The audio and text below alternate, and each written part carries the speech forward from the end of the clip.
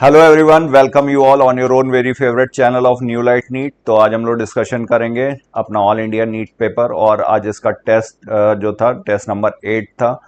तो आइए सेशन शुरू करते हैं हम लोग। और ये सेशन है इस मिशन के तहत अब पढ़ने का अधिकार सबको, डॉक्टर बनने का अधिकार भी सबको। और ये मिशन है मैं mentor doctor SP Singh sir का। तो आइए सर के नोबल मिशन को पूरा करने के लिए सेशन शुरू करें हम लोग। Question number 101, which one has complete double circulation. तो डबल सर्कुलेशन मतलब वन कार्डियक साइकिल में 2 बार जाएगा ब्लड हार्ट में, ये 2 बार। और डबल सर्कुलेशन 4 चैम्बर्ड हार्ट चाहिए। ऑक्सीनेटेड और डीऑक्सीनेटेड ब्लड पूरी तरह से सेपरेट होते हैं। तो ये 4 चैम्बर्ड हार्ट यहाँ पर किसमें, स्कॉलियोडॉन में 2 chambered.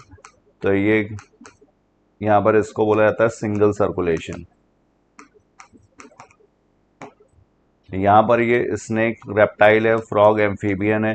Most of the reptiles में 3 चैम्बर्ड, एम्फीबियंस में 3 चैम्बर्ड। तो ये हो गया इनकम्प्लीट डबल सर्कुलेशन, मिक्सिंग होगी वेंट्रिकल्स में। इसके बाद क्रोकोडाइल, क्रोकोडाइल इज 4 चैम्बर्ड और यहाँ पर कंप्लीट डबल सर्कुलेशन। तो करेक्ट आंसर यहाँ पर होगा 101 का 4th। Now we move to another question, question number 102nd. Given below the ECG of a normal human, which one of its component is correctly interpreted below? तो P wave atrial contraction के लिए, या depolarisation wave होगा atria का, simultaneous contraction. QRS complex, ये ventricular depolarisation के लिए। Shortly after Q wave ventricular systole starts. T wave जो है ये वेंट्रिकुलर रीपोलराइजेशन के लिए। तो कॉम्प्लेक्स क्यूआरएस वेंट्रिकुलर डीपोलराइजेशन सही दिया हुआ, ये कॉम्प्लेक्स क्यूआरएस वेंट्रिकुलर डीपोलराइजेशन।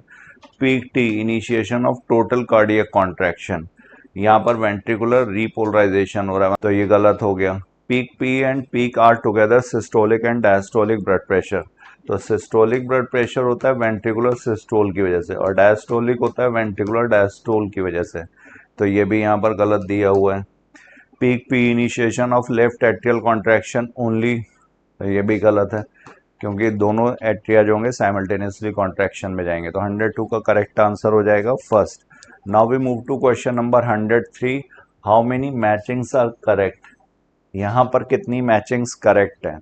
तो 2 चैम्बर्ड हार्ट फिशेज में सही है। 3 chambered heart, 2 auricle and 1 ventricle, ये भी सही है। ये किसमें, मोस्ट ऑफ द रेप्टाइल्स में, मोस्ट ऑफ द रेप्टाइल्स में 3 चैम्बर्ड, और एम्फीबियंस में 3 chambered heart, 2 ventricle and 1 auricle गलत है ये।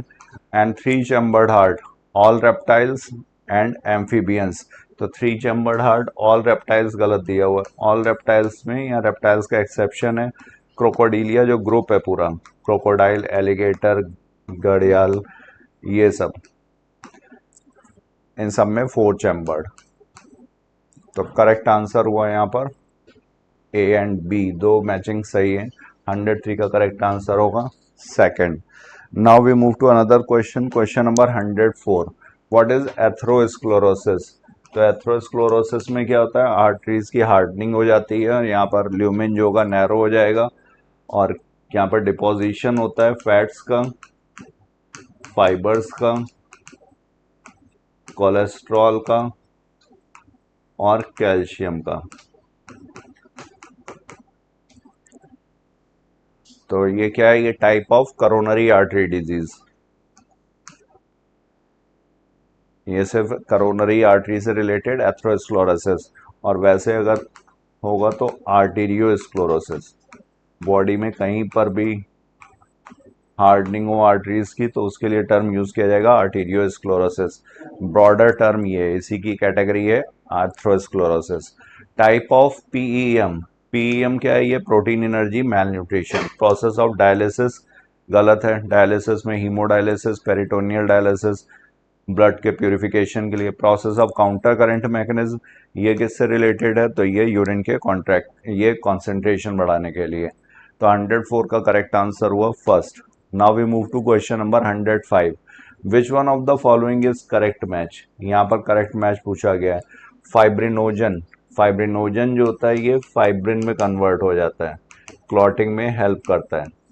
ब्लड में प्रोटीन्स हैं फाइब्रिनोजन, फाइब्रिन में कन्वर्ट होंगी, और इनको कन्वर्ट कौन करता है?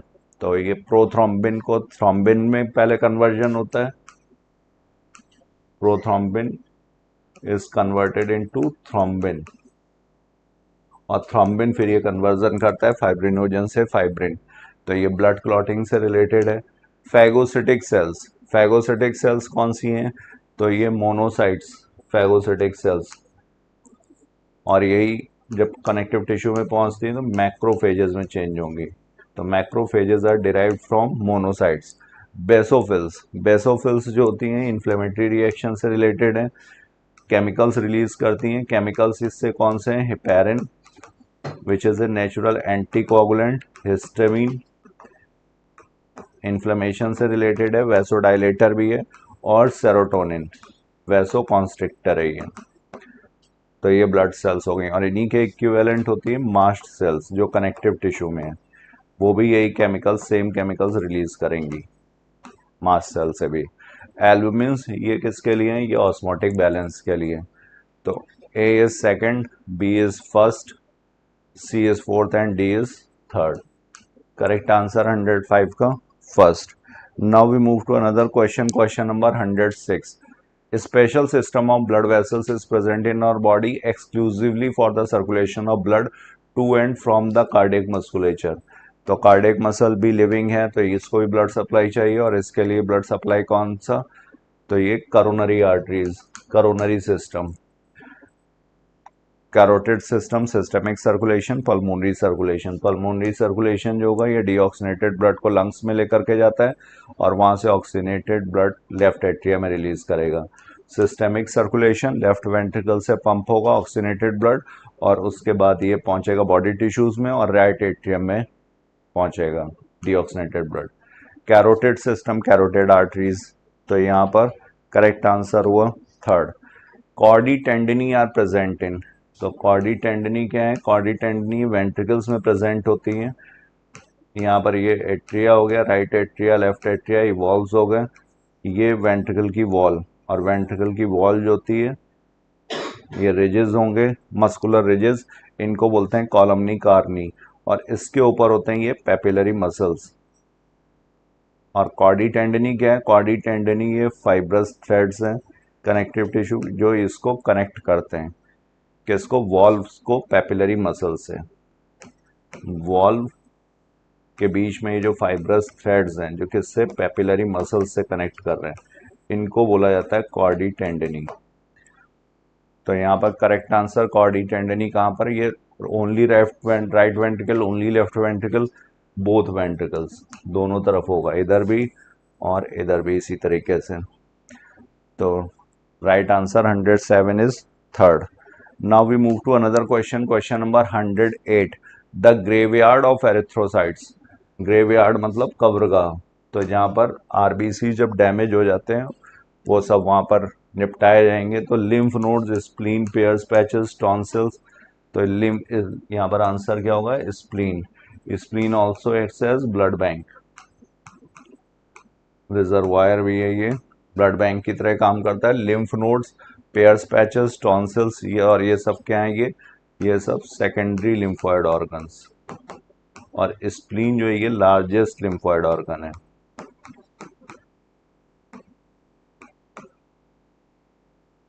सेकेंडरी लिम्फोइड ऑर्गन्स क्या है? ये बैटल ग्राउंड प्रोवाइड करते हैं। बैटल ग्राउंड किसके लिए? एंटीजेंस और जो लिम्फोसाइट्स हैं उनके लिए। तो 108 का करेक्ट आंसर होगा second. Next, the correct route through which pulse making impulse travels in the heart. तो शुरुआत कहाँ से होती है? ऐसे नोड से, ऐसे नोड से फिर ये एवी नोड, एवी नोड से फिर ये एट्रियोवेंट्रिकुलर बंडल, और एट्रियोवेंट्रिकुलर बंडल फिर डिवाइड हो जाता है right and left bundle branch, right and left bundle branch, और इसके बाद फिर ये जाता है वेंट्रिकल्स में, और ये बनाते हैं परकिंजे फाइबर्स। तो ऐसे नोड से शुरुआत होगी। SA node is the pacemaker of the heart. AV node जो होता है इसको बोलते हैं पेस सेटर, लेकिन कब ये काम करेगा, जब ये एसए नोड प्रॉपर फंक्शन ना कर रहा हो उस केस में। और इम्पल्स जनरेशन की स्पीड यहाँ पर कम होती है, इसकी स्पीड होती है 40 to 60 पर मिनट। तो एसए नोड परकिंजे फाइबर गलत है, SA node AV node bundle of His Purkinje fibre and heart muscle. तो 109 का करेक्ट आंसर होगा second. Now we move to another question 110 how many matchings are correct. तो यहाँ पर मैचिंग्स पूछी गई, कितनी करेक्ट है। हाइपरटेंशन 140/90 mm ऑफ Hg, इससे अगर ब्लड प्रेशर ज़्यादा है अलग अलग सेटिंग्स में तो इसको ब्लड हाइपरटेंशन लेवल करते हैं। तो ये 160/90 हाइपरटेंशन सही दिया हुआ है। Stroke volume is the amount of blood pumped by each ventricle पर बीट। तो ये कितना होता है, ये 70 ml है, यहाँ पे 170 ml गलत दिया हुआ है। Duration of A cardiac cycle, duration कितना होता है, 0.8 सेकेंड्स का है। इसमें atrial systole 0.1 second, atrial diastole ये होता है 0.7 सेकेंड, और वेंट्रिकुलर सिस्टोल और वेंट्रिकुलर डायस्टोल, वेंट्रिकुलर सिस्टोल है 0.3 सेकेंड और वेंट्रिकुलर डायस्टोल है 0.5 सेकेंड, और जॉइंट डायस्टोल होता है 0.4 सेकेंड। तो 0.08 यहाँ पर गलत दिया हुआ है। और कार्डियक आउटपुट कितना लिखा है, 5000 ml, ये सही है। Cardiac output is equal to stroke volume into heart rate. Stroke volume में अगर हार्ट रेट का मल्टीप्लाई कर दिया जाए तो ये हो जाएगा कार्डियक आउटपुट। कार्डियक आउटपुट क्या है, volume of the blood pumped by each ventricle पर मिनट। तो 1 मिनट में जितना ब्लड पंप होगा वो क्या होगा, हार्ट रेट। तो यहाँ पर A and D is correct. तो 110 का क्या हुआ, 3 यहाँ पर, तीसरा, 2 स्टेटमेंट सही है। 110 is third. Now we move to another question, question number 111 which of the following is not the plasma protein. इनमें से कौन सी प्लाज्मा प्रोटीन नहीं है, albumin, globulin, fibrinogen and keratin. तो एल्बुमिन ये प्लाज्मा प्रोटीन है, ये ऑस्मोटिक बैलेंस के लिए। ग्लोबुलिन्स जो है ये एंटीबॉडीज प्रोटेक्शन से, इम्यूनिटी से रिलेटेड है। फाइब्रिनोजेंस ये क्लॉटिंग में हेल्प करते हैं। फाइब्रिनोजेंस विल चेंज इनटू फाइब्रिन और ये इसका पूरा थ्रेड बनेगा, कॉम्प्लेक्स नेटवर्क बनेगा। प्लेटलेट्स और डेड एलिमेंट्स वगैरह सेल के जो होंगे वो इसमें ट्रैप होकर के क्लॉट बनाएंगे। केराटिन जो है ये यहाँ पे ब्लड में नहीं प्रेजेंट है, ये कहाँ पर, ये हेयर में, नेल्स में और एपिडर्मिस में। ये स्ट्रक्चरल प्रोटीन है एपिडर्मिस में, तो this is structural.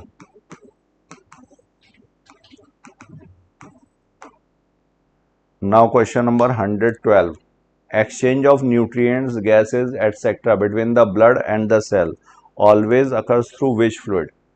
exchange of nutrients, gases between the blood and the cells ये किसके थ्रू होगा, तो interstitial fluid, tissue fluid, lymph. तो इंटरस्टिशियल फ्लूइड इसी को बोलते हैं टिश्यू फ्लूइड। यहाँ पर जब ये आर्टरी से ब्लड आता है, इसके बाद ये आर्टीरियोल्स, फिर कैपिलरीज और इसके बाद वेन्यूल्स और वेन्स, इस तरह से। तो यहाँ पर ये आर्टीरियल प्रेशर ज़्यादा होगा इधर की साइड आर्टीरियोल्स में, कैपिलरीज के जो आर्टरी की तरफ है, इधर से ब्लड आ रहा है, इधर से जा रहा है। तो यहाँ पर ये फिल्टर होगा और फिल्टर होकर के कहाँ पर आता है, ये टिश्यू फ्लूइड या इंटरस्टिशियल फ्लूइड। और यहाँ पर ये एपिथेलियल सेल्स जो इसको एक्सचेंज करेंगी, यहीं पर प्रेजेंट होता है लिम्फेटिक वेसल्स। तो लिम्फ भी क्या है, ये भी टिश्यू फ्लूइड है। तो ये सारे ही जो हैं, ऑल ऑफ दीज आंसर जाएगा 4। नेक्स्ट यहाँ पर the coronary artery supplies blood to. Coronary artery किसको ब्लड सप्लाई करेगी, तो करोनरी आर्टरी के लिए क्या था, brain, heart, liver, gall bladder. तो ये स्पेशली किसके लिए, हार्ट के लिए। 113 का करेक्ट आंसर होगा second. Now we move to another question, question number 114 which leukocytes are phagocytic cells that destroy foreign organism entering the body। तो ल्यूकोसाइट्स एज phagocytic cells, तो ये कौन सी हैं, ये न्यूट्रोफिल्स, यूसिनोफिल्स, बेसोफिल्स। तो बेसोफिल्स जो हैं ये इन्फ्लेमेशन से रिलेटेड हैं, ये एलर्जिक कंडीशन से, और न्यूट्रोफिल्स और मोनोसाइट्स ये क्या हैं, ये फैगोसिटिक सेल्स हैं जो ब्लड में है, और न्यूट्रोफिल्स ल्यूकोसाइट्स में सबसे ज़्यादा हैं 60 to 65%। तो यहाँ पे करेक्ट आंसर होगा first, neutrophils. Now we move to question number 115। How much percentage of proteins is present in plasma? Proteins पूछा गया है, तो प्लाज्मा कितना होता है, ये 55% है, फॉर्म्ड एलिमेंट्स 45% है ब्लड में, और 55% पे वाटर का कंटेंट प्लाज्मा में होता है 90 to 92%। प्लाज्मा में वाटर कितना है, 90 to 92%, और प्रोटीन्स हैं 6 to 8%। तो प्रोटीन्स पूछे गए यहाँ पर कितना, 6 to 8%। Now we move to question number 116। Which leukocytes are 20 to 25% of total WBC? तो टोटल WBC में जो सीक्वेंस है, न्यूट्रोफिल्स, फिर लिम्फोसाइट्स, मोनोसाइट्स, एस्नोफिल्स, देन बेसोफिल्स। तो न्यूट्रोफिल्स होते हैं 60 to 65%, और इसके बाद 20 to 25%। ये क्या है, ये यहाँ पर लिम्फोसाइट्स, ये 20 to 25%। मोनोसाइट्स होते हैं 6 to 8%। एस्नोफिल्स हैं 2 से 3%, और 0.5 to 1% बेसोफिल्स। तो 20 to 25% ऑफ टोटल WBC ये क्या हुआ, lymphocytes. 116 is fourth. Now question number 117।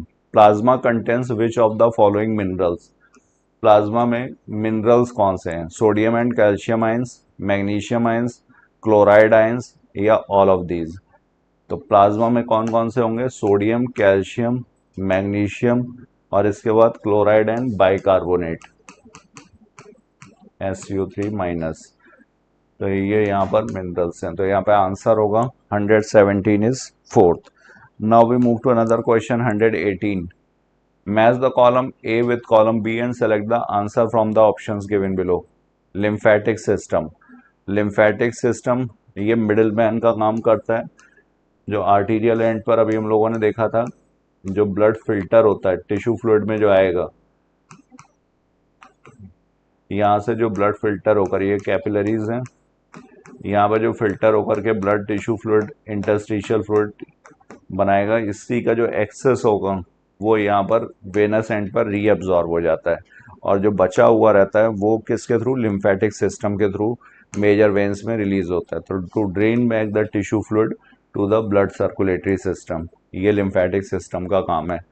Pulmonary veins, pulmonary veins क्या है, पल्मोनरी वेन्स जो होंगी ये लंग्स से ब्लड को लेकर के आती हैं लेफ्ट एट्रिया में, और ये क्या कैरी करेंगी, ये ऑक्सीनेटेड ब्लड कैरी करती हैं। Thrombocytes, thrombocytes coagulation of blood के लिए, थ्रोम्बोसाइट्स प्लेटलेट्स हैं। लिम्फोसाइट्स, लिम्फोसाइट्स रिलेटेड है इम्यून रिस्पॉन्स से। बी लिम्फोसाइट्स और टी लिम्फोसाइट्स दो हैं। बी लिम्फोसाइट्स जो होते हैं ये किससे हैं, ये ह्यूमोरल इम्यूनिटी से, एंटीबॉडीज ह्यूमोरल इम्यूनिटी के लिए रिस्पॉन्सिबल है, और टी लिम्फोसाइट्स ये सेल मीडिएटेड इम्यूनिटी। तो यहाँ पर करेक्ट मैचिंग होगी 118 की second. A is third, B is first, C is fourth and D is second. Now we move to another question 119। Which is a correct statement? यहाँ पर correct statement पूछा गया है। Hypertension is caused by anaemia, anaemia से इसका कुछ लेना देना नहीं है। Cardiac output depends on stroke volume, cardiac output stroke volume पर डिपेंड करेगा। Cardiac output is equal to stroke volume into heart rate. Blood capillary is single walled, या सही है, ये सिंगल वॉल्ड है, सिर्फ एंडोथेलियम होगा। ब्लड वेसल्स में ट्यूनिका एक्सटर्ना, ट्यूनिका मीडिया और ट्यूनिका इंटिमा ये स्क्वैमस एपिथेलियम की बनी होती है, endothelium. Man has hepatic portal system, humans में हेपेटिक पोर्टल सिस्टम है और हाइपोफिजियल पोर्टल सिस्टम, दो पोर्टल सिस्टम्स हैं यहाँ पर। फ्रॉग में भी दो हैं, और फ्रॉग में कौन से हैं, फ्रॉग में है हेपेटिक पोर्टल सिस्टम और इसके अलावा है रीनल पोर्टल सिस्टम। ह्यूमंस में रीनल पोर्टल सिस्टम एब्सेंट है। तो करेक्ट स्टेटमेंट पूछा गया B, C and D is correct. 119 is third. Now we move to another question. Question number 120. Select the correct option for the given diagram. यहाँ पर क्या correct option है?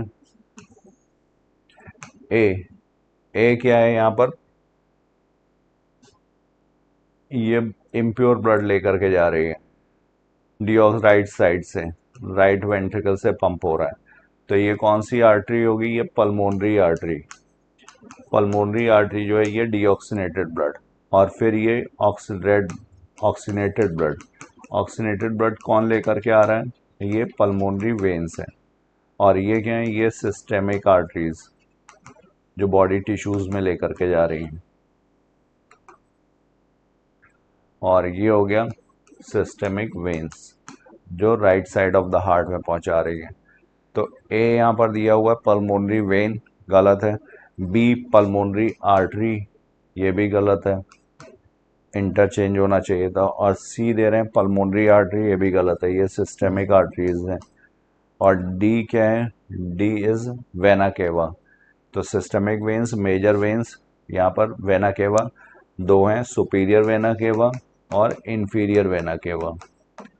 Superior vena cava जो ऊपर से, नेक के ऊपर से जो इम्प्योर ब्लड, डीऑक्सीनेटेड ब्लड लेकर के आएंगी, right side of the heart, right atrium में खुलती है। और इंफीरियर वेना केवा ये नेक के नीचे से, और ये भी राइट एट्रियम में पहुंचाएंगे। तो यहाँ पर 120 का करेक्ट आंसर होगा fourth, D vena cava. Now we move to another question. Question number 121. The first heart sound is produced when? तो फर्स्ट हार्ट साउंड किसकी वजह से होती है? सेमिल्यूनर वॉल्स जब क्लोज होते हैं तो इनकी वजह से सेकेंड हार्ट साउंड। और जब बाइकस्पिड और ट्राइकस्पिड बंद होते हैं, बाइकस्पिड एंड ट्राइकस्पिड वॉल्स जब क्लोज होते हैं, तब इसकी वजह से आती है फर्स्ट हार्ट साउंड। तो फर्स्ट हार्ट साउंड को बोलते हैं लब, और इस सेकेंड हार्ट साउंड जो होती है शॉर्ट होती है डब। तो diastole begins, semilunar valves close, bicuspid and tricuspid valve close rapidly. तो ये प्रोड्यूस होती है बाइकस्पिड और ट्राइकस्पिड वॉल्व्स के क्लोज होने की वजह से। Next, which of the following statement is incorrect? यहाँ पर कौन सा इनकरेक्ट स्टेटमेंट है? Neutrophil secrete heparin. तो न्यूट्रोफिल्स नहीं, यहाँ पर बेसोफिल्स होना चाहिए था। Basophil secrete heparin. न्यूट्रोफिल्स क्या हैं? ये फैगोसिटिक हैं, most numerous among the leucocytes, 60 to 65%। Basophil secrete vasodilator chemical serotonin. तो ये वैसोडाइलेटर नहीं है, ये क्या है? वैसो कॉन्स्ट्रिक्टर है। And eosinophils are 6 to 8% of total WBC। तो 6 to 8% क्या था? ये मोनोसाइट्स थे जो 6 to 8% है। इनकरेक्ट पूछा हुआ है, तो 122 का करेक्ट इनकरेक्ट कौन सा होगा? सारे यहाँ पर इनकरेक्ट है। 122 is fourth. Now question number 123. Which one is RH incompatible marriage? RH incompatible. तो RH इनकम्पेटिबल कब होगा? जब RH निगेटिव मदर हो और RH पॉजिटिव फादर हो। इनका जो चाइल्ड होगा उसकी प्रोबेबिलिटी होती है RH पॉजिटिव होने की। तो RH पॉजिटिव फीटस का जब ब्लड RH निगेटिव मदर से मिल जाएगा तो फर्स्ट प्रेगनेंसी में यहाँ पर सेंसिटाइजेशन हो जाएगा, इसके अगेंस्ट एंटीबॉडीज बन जाएंगे। फर्स्ट प्रेगनेंसी में, फर्स्ट इशू में कोई दिक्कत नहीं आएगी। लेकिन जब सब्सिक्वेंट प्रेगनेंसी होगी, RH पॉजिटिव फिर से फीटस का फॉर्मेशन हुआ, अब ये RH पॉजिटिव सेल्स अगर इसमें जाकर के इसके ब्लड से मिक्स होंगी तो यहाँ पर ऑलरेडी इसके अगेंस्ट एंटीबॉडीज बन चुकी हैं, तो ये फिर इसके लिए हार्मफुल हो जाएगा। और ये एरिथ्रोब्लास्टोसिस फिटेलिस, ब्लास्टोसिस फिटेलिस,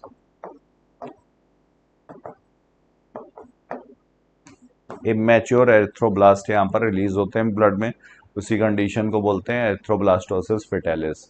तो ये कब होगा? RH निगेटिव फीमेल और RH पॉजिटिव मेल। और इसमें प्रोटेक्शन के लिए anti-RH एंटीबॉडीज दी जाती हैं मदर को।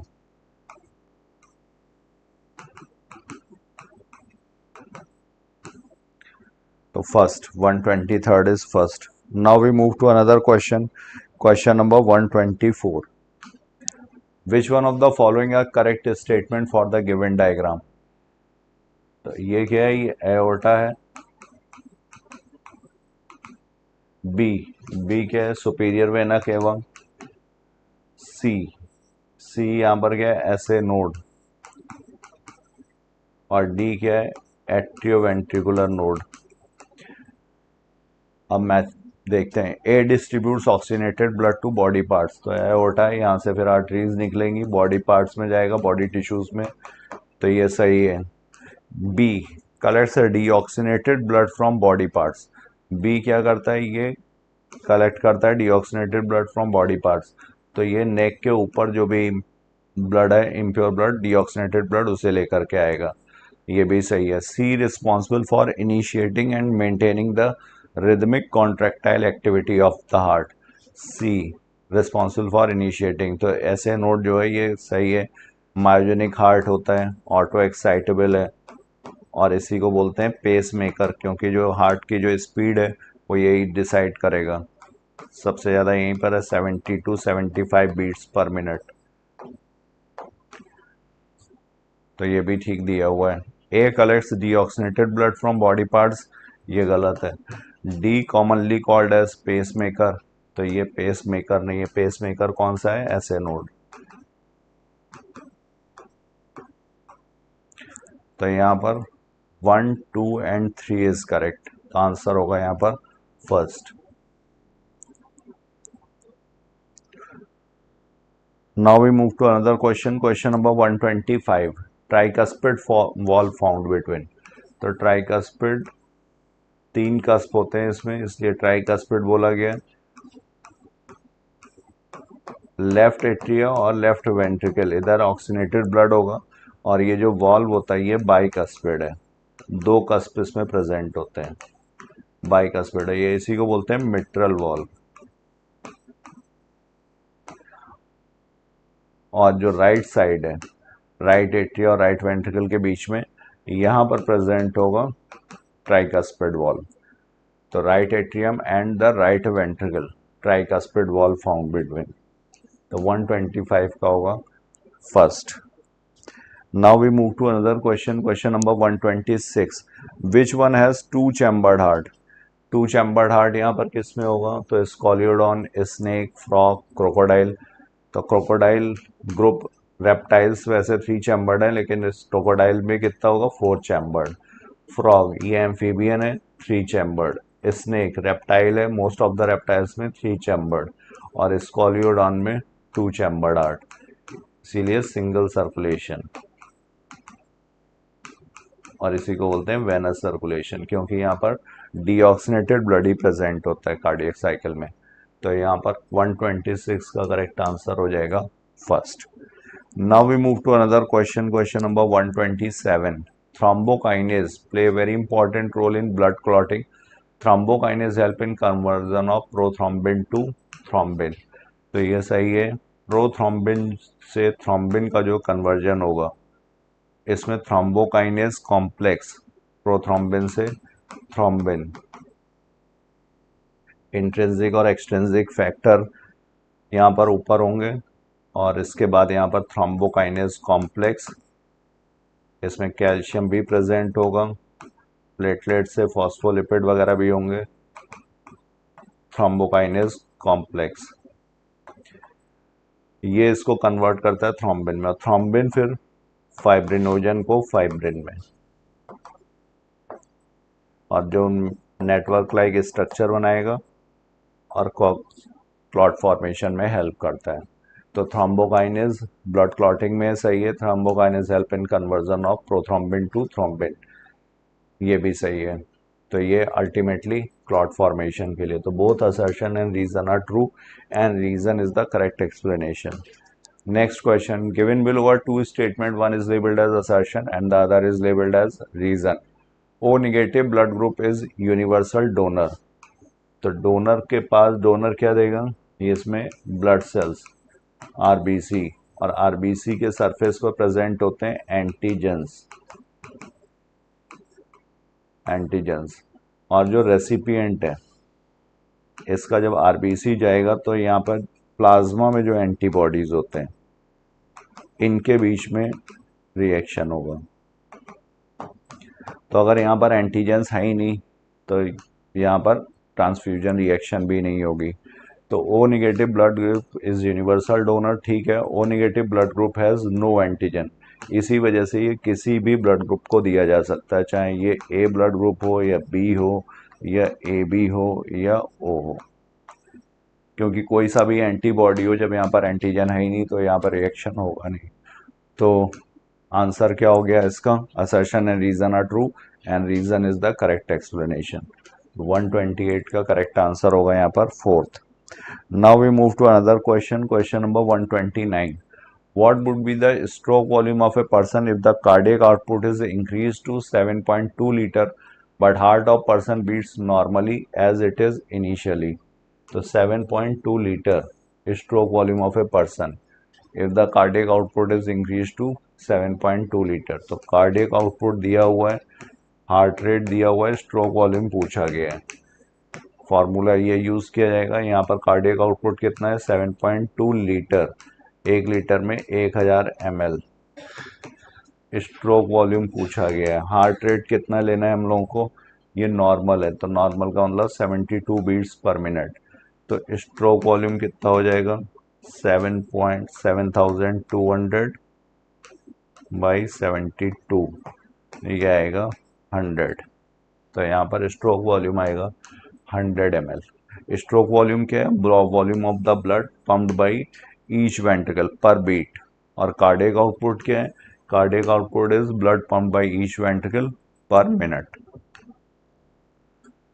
Question number 130. For coagulation of blood, many factors are involved. Some are inactive, but for coagulation they will be active by reaction. तो ये cascade reaction, series of reactions, cascade क्या है, series of reaction, जिसमें जो product होगा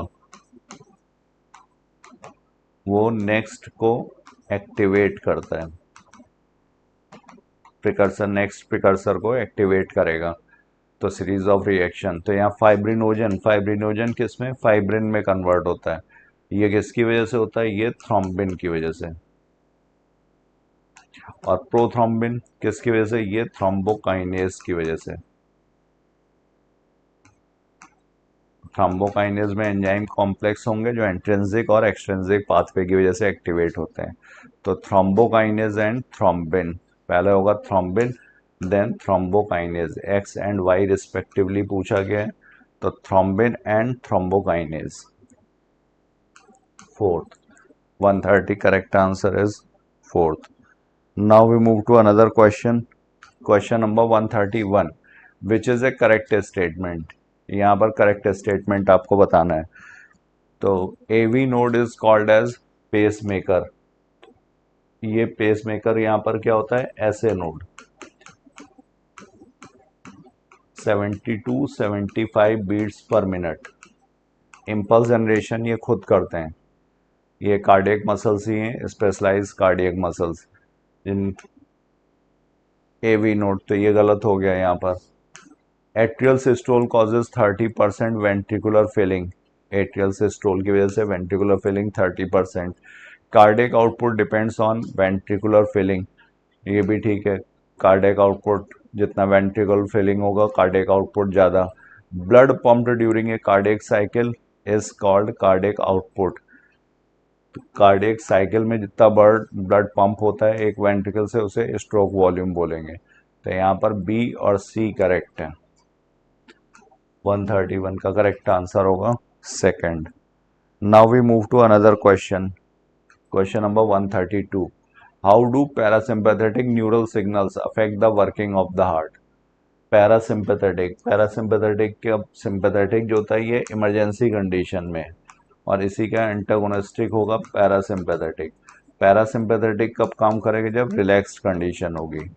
तो relax condition में heart rate भी कम होगा, कार्डियक आउटपुट भी कम होगा। तो करेक्ट आंसर यहाँ पर होगा first. Heart rate is increased without affecting the cardiac output, heart rate increase ही नहीं होगा। Both heart rate and cardiac output increased, गलत। Heart rate decreases but cardiac output increases, ये भी गलत।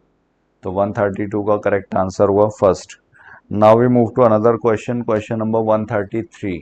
The double circulation includes which type of circulation. तो double circulation में, अब पीछे हम लोगों ने क्वेश्चन डिस्कस किए हैं, तो वहां पर पल्मोनरी और सिस्टमिक सर्कुलेशन। पल्मोनरी सर्कुलेशन कहाँ से शुरू होगा, ये राइट वेंट्रिकल से। राइट वेंट्रिकल से ब्लड पंप होगा, किधर कहाँ पर जाएगा, ये पल्मोन्स लंग्स में पहुंचेगा, ऑक्सीजनेशन होगा, और इसके बाद पल्मोनरी वेन्स इसको कहाँ, लेफ्ट एट्रियम में पहुंचाएंगे, तो इसको बोला जाएगा पल्मोनरी सर्कुलेशन। और सिस्टमिक सर्कुलेशन ये लेफ्ट वेंट्रिकल में, लेफ्ट वेंट्रिकल से ये बॉडी टिश्यूज में, और बॉडी टिश्यूज से फिर ये राइट एट्रियम में, तो इसको बोला जाता है सिस्टमिक। ये पल्मोनरी सर्कुलेशन हो गया, और ये वाला सिस्टमिक सर्कुलेशन। बॉडी सिस्टम में जा रहा है तो इसलिए सिस्टमिक सर्कुलेशन। तो करेक्ट आंसर यहाँ पर पल्मोनरी एंड सिस्टमिक। एक कार्डियक साइकिल में 2 बार यहाँ पर ब्लड आएगा। 133 is first. Now we move to another question, 134. Which one has open circulatory system? तो ओपन सर्कुलेटरी सिस्टम इसमें से किसमें, इंसेक्ट, फिश, अर्थवर्म, ह्यूमन। तो यहाँ पर ब्लड वेसल्स वगैरह प्रेजेंट हैं, क्लोज्ड है, अर्थवर्म में भी, ह्यूमंस में भी। क्लोज्ड सर्कुलेटरी सिस्टम जो है वो किस में है, तो क्लोज सर्कुलेटरी सिस्टम एनिलिड्स में है और कॉर्डेटा में, 2 ग्रुप्स।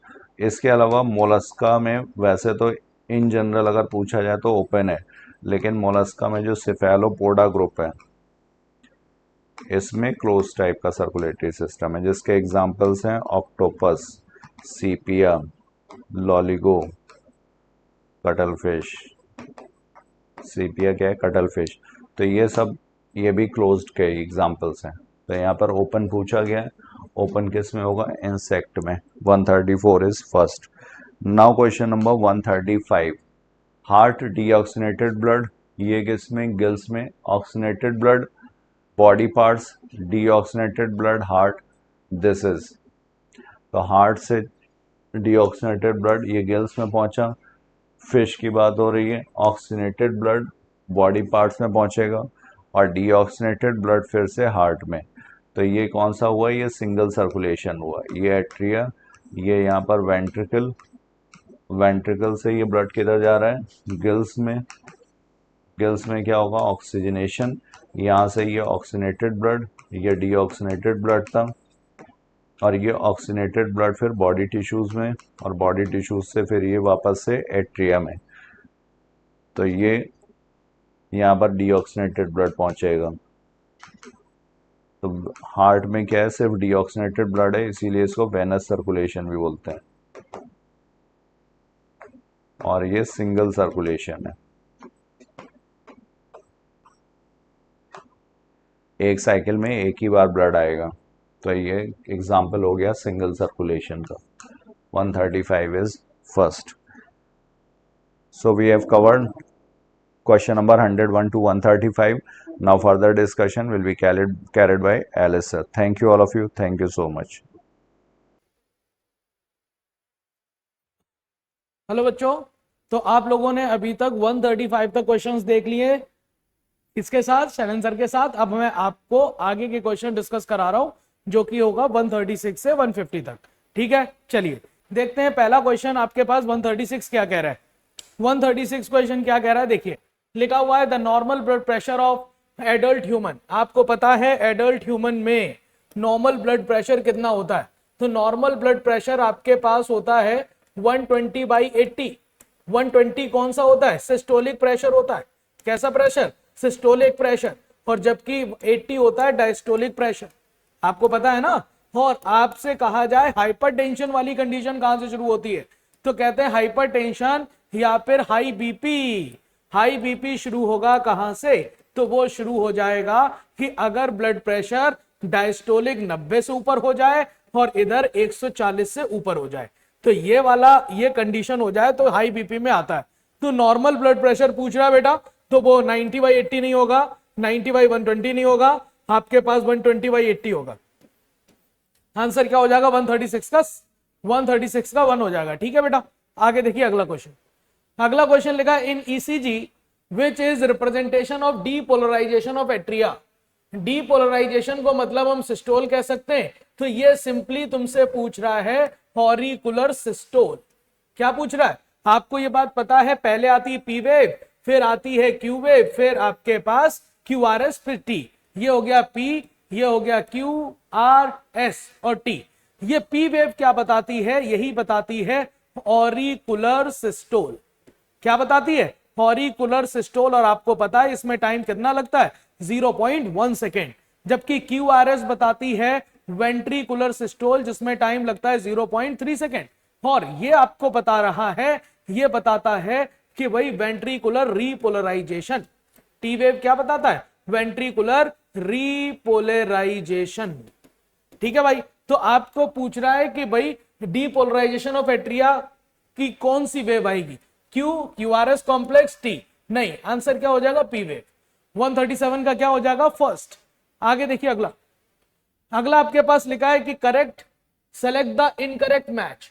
आपको गलत मैच बताना है ह्यूमन के रेस्पेक्ट में।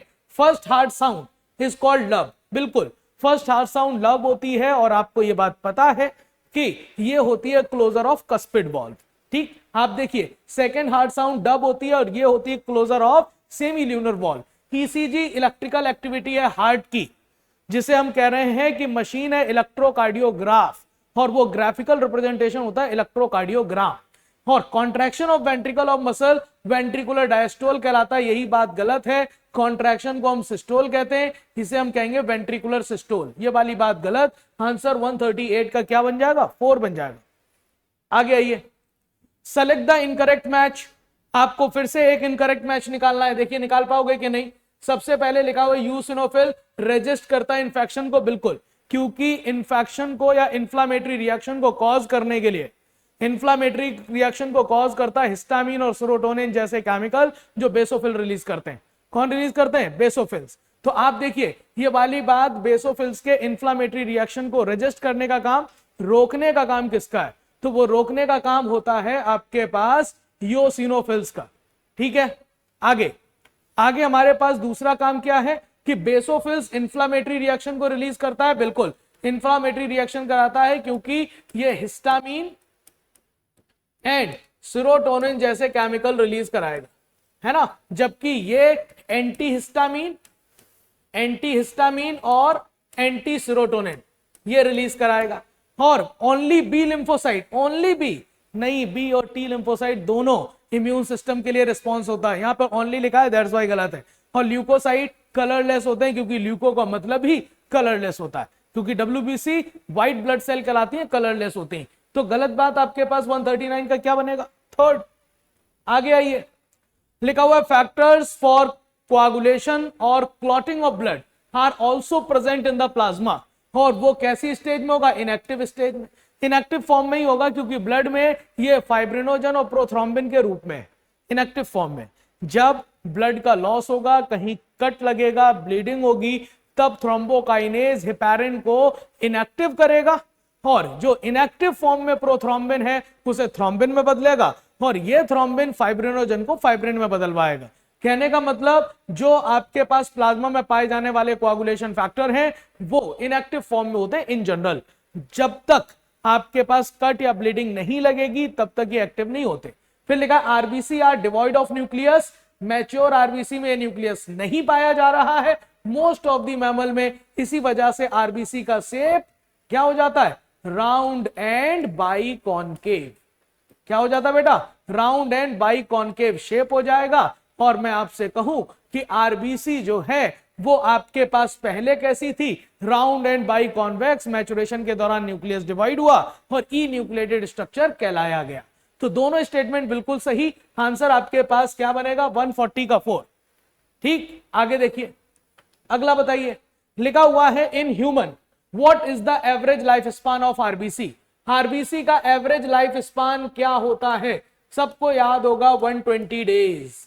और 120 डेज के बाद इनका ग्रेवयार्ड ऑफ आरबीसी कौन कहलाता है? तो ग्रेवयार्ड ऑफ आरबीसी कहलाएगा, ग्रेवयार्ड ऑफ आरबीसी कौन कहलाता है? तो उसे हम कहते हैं स्प्लीन।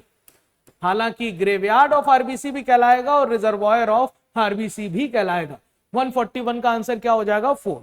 आगे देखिए, which one of the following are the correct match for human? Correct match बताना है ह्यूमन के लिए। तो बताइए, पल्मोनरी आर्टरी कैरी करती है ऑक्सीजनेटेड ब्लड, बिल्कुल गलत। सारी artery, almost all arteries carries, sorry all arteries carries oxygenated blood accept pulmonary artery. ये ऑक्सीजनेटेड ब्लड नहीं, डीऑक्सीजनेटेड ब्लड को कैरी करती है, हार्ट से लंग्स की तरफ ले जाती। और पल्मोनरी वेन में आपके पास डीऑक्सीजनेटेड ब्लड चलता है, ये बात भी गलत है, क्योंकि veins carries deoxygenated blood in general accept pulmonary vein.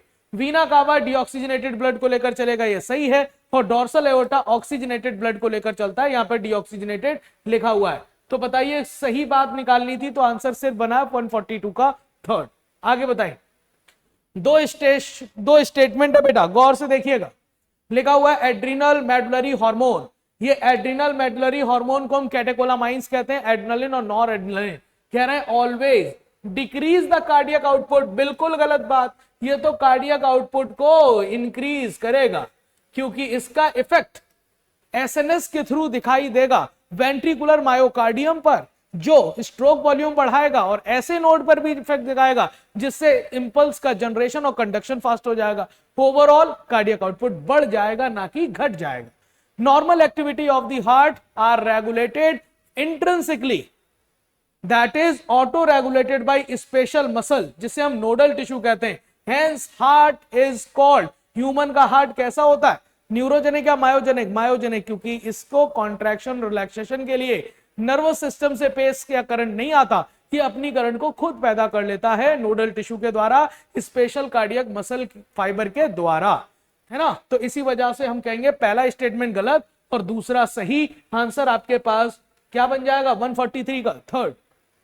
आगे आइए, 144, a reduction in platelets number can lead to clotting disorder which will lead to excessive loss of blood from the body। बिल्कुल बात सही है, क्योंकि अगर प्लेटलेट्स के number कम हो जाते हैं तो आपने देखा होगा डेंगू में भी ऐसे ही होता है, प्लेटलेट्स के नंबर कम, क्लॉटिंग डिसऑर्डर हो जाएगा और ह्यूमन की डेथ भी हो सकती।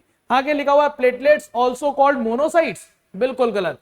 प्लेटलेट्स का दूसरा नाम होता है थ्रोम्बोसाइट। एक्चुअली ये सेल नहीं होते, ये सेल के फ्रेगमेंट होते हैं और वो प्रोड्यूस करते हैं मेगा कैरियोसाइट। मेगा कैरियोसाइट के फ्रेगमेंट होते हैं, ये बात तो सही है, लेकिन उसने मोनोसाइट लिखा, ये वाली बात गलत हो गई। इसके मतलब एक स्टेटमेंट सही हो गया, दूसरा गलत, और इस तरह से आंसर आपके पास सेकंड बना। क्या बन गया बेटा? सेकंड। आगे चलिए, 144 के बाद आंसर की तरफ चल रहे हैं 145। 145 कह रहा है in human heart entire heart is made up of cardiac muscle. बिल्कुल, कार्डियक मसल फाइबर से बना होता है मायोकार्डियम, और मायोकार्डियम सबसे मोटी लेयर है, हमने कहा मेन है। हार्ट किस मसल का बना हुआ है? Cardiac muscle. इसमें पूरा हार्ट कार्डियक मसल का बना हुआ है, ये बात में कोई दो राय नहीं। आगे लिखा है in humans the wall of ventricle, ventricle की wall are much thicker than the atria. बिल्कुल बात सही है, इसी को हम कॉलमनी कॉर्नी कहते हैं, क्योंकि वेंट्रिकल की वॉल थिक होगी, उससे पावरफुल कॉन्ट्रैक्शन जनरेट करना और पूरी बॉडी तक ब्लड को पहुंचाना है, जबकि एट्रिया की वॉल थिन होती है, क्योंकि एट्रिया का ब्लड सिर्फ वेंट्रिकल तक आना है, तो उतनी थिक मसल की जरूरत नहीं। आपके पास देखिए स्टेटमेंट पहला सही, दूसरा सही, आंसर क्या बन जाएगा? 145 का 4। आगे देखिए, in human is unique vascular connection exist between digestive track and liver, और ये यूनिक वेनस कनेक्शन जिसे हम कहते हैं हेपेटिक पोर्टल सिस्टम। कौन सा पोर्टल सिस्टम? इसी को हम कहते हैं हेपेटिक पोर्टल सिस्टम। और हेपेटिक पोर्टल सिस्टम में एलिमेंट्री कैनाल से निकला हुआ ब्लड वीना कावा में ना जाकर ओपन होता है लिवर में और बनता है एक पोर्टल कनेक्शन जिसे हम कहते हैं hepatic portal system. Hepatic portal system. ऐसे ही एक और पोर्टल सिस्टम पाया जाता है जो आपके पास कहलाता है ह्यूमन में हाइपोफाइजियल पोर्टल सिस्टम, जिसमें हाइपोथैलेमस का ब्लड पिट्यूटरी ग्लैंड में आता है। तो इस पोर्टल सिस्टम को रीनल पोर्टल सिस्टम नहीं कहते, कोरोनरी नहीं, कैरोटिड नहीं, इसी को हम कहते हैं हेपेटिक पोर्टल सिस्टम। जिस ऑर्गन में ब्लड जाता है उसी के बिहाफ पर हम नाम रखते हैं। जैसे एलिमेंट्री कैनाल का ब्लड कहां जा रहा है, लिवर में, तो पोर्टल सिस्टम का नाम हेपेटिक है। ऐसे ही लोअर लिम्ब, आपके पास लोअर लिम्ब या लोअर बॉडी पार्ट से ब्लड किडनी में जाएगा, तो किडनी में जाएगा तो उस पोर्टल सिस्टम को हम रीनल पोर्टल सिस्टम कहते हैं। आगे देखिए, during each cardiac cycle two prominent sound are produce which can be easily heard through the stethoscope. बिल्कुल बात सही है, लब और डब की बात कर रहा है। Closure of cuspid valve and closure of semi lunar valve respectively. फिर लिखा हुआ the cardiac output of an athlete will be much lower. बिल्कुल गलत। जो कार्डियक आउटपुट है एथलीट का, वो अपना कार्डियक आउटपुट बढ़ा लेते हैं देन द ऑर्डिनरी मैन। ये वाली बात क्या हो गई, गलत। पहली सही है, दूसरी गलत है, और इस यहाँ पर 147 का आंसर क्या बनेगा, सेकंड। आगे देखिए, आगे अब के पास लिखा हुआ है in humans the nodal musculature has the ability to generate action potential without any external stimuli, और इसी टर्म को कहते हैं ऑटो एक्साइटेबल। और हार्ट ऑटो एक्साइटेबल होता है और खुद के नर्व फाइबर से, सॉरी खुद के कार्डियक फाइबर से ये पेस या करंट को जनरेट कर लेता है, इसी वजह से हम इसे मायोजेनिक भी कहते हैं। लिखा हुआ है the action potential conducted ventricular side by the AB node, फिर AB bundle, from where bundle of his transmit it through the entire ventricular musculature by Purkinje fiber. किसके फाइबर, पुरकिंजे फाइबर के जरिए। तो पूरी करंट के बारे में बताइए, ऐसे नोड से यह करंट कहां जाएगी, एबी नोड, एबी नोड से यह करंट कहां जाएगी, एबी बंडल, और एबी बंडल से यह करंट कहां जाएगी, आपके पास राइट एबी बंडल और लेफ्ट एबी बंडल, और देन पुरकिंजे फाइबर। देन कौन से फाइबर, पुरकिंजे फाइबर। इतनी बात समझ आई कि नहीं? दोनों स्टेटमेंट बिल्कुल सही, और दोनों स्टेटमेंट सही है तो आंसर आपके पास 4 बनेगा। आंसर क्या बन जाएगा बेटा, 4। आगे आइए, which excretory structure are found in cephalochordate।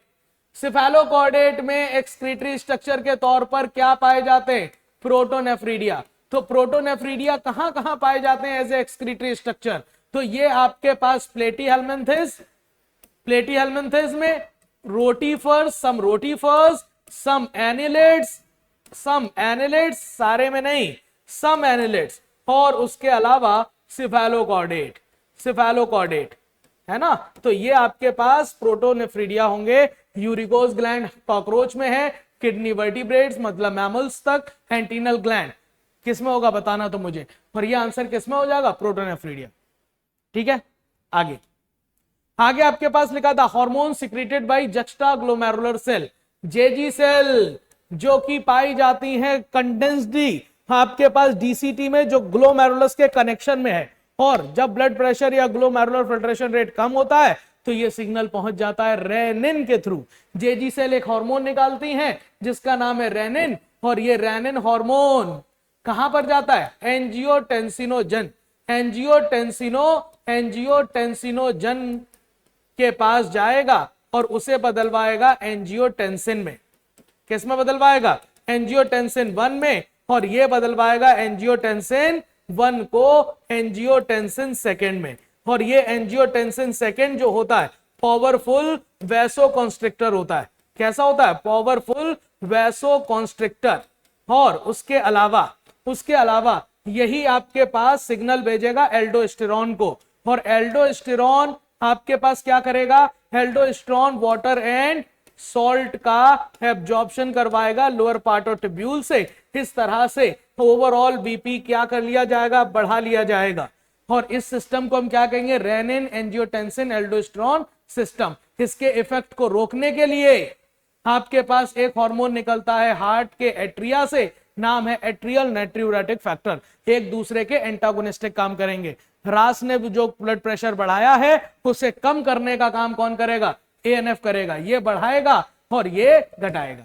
तो इस तरह से हार्मोन कौन सा निकल रहा है, रेनिन। तो ये थे आपके पास 136 से 150 तक। इसके आगे के क्वेश्चन के लिए स्वागत करिए विक्रम सर का, जो कि आपको आगे के क्वेश्चन कराएंगे। थैंक यू सो मच, पढ़ते रहिए, अपना ख्याल रखिए।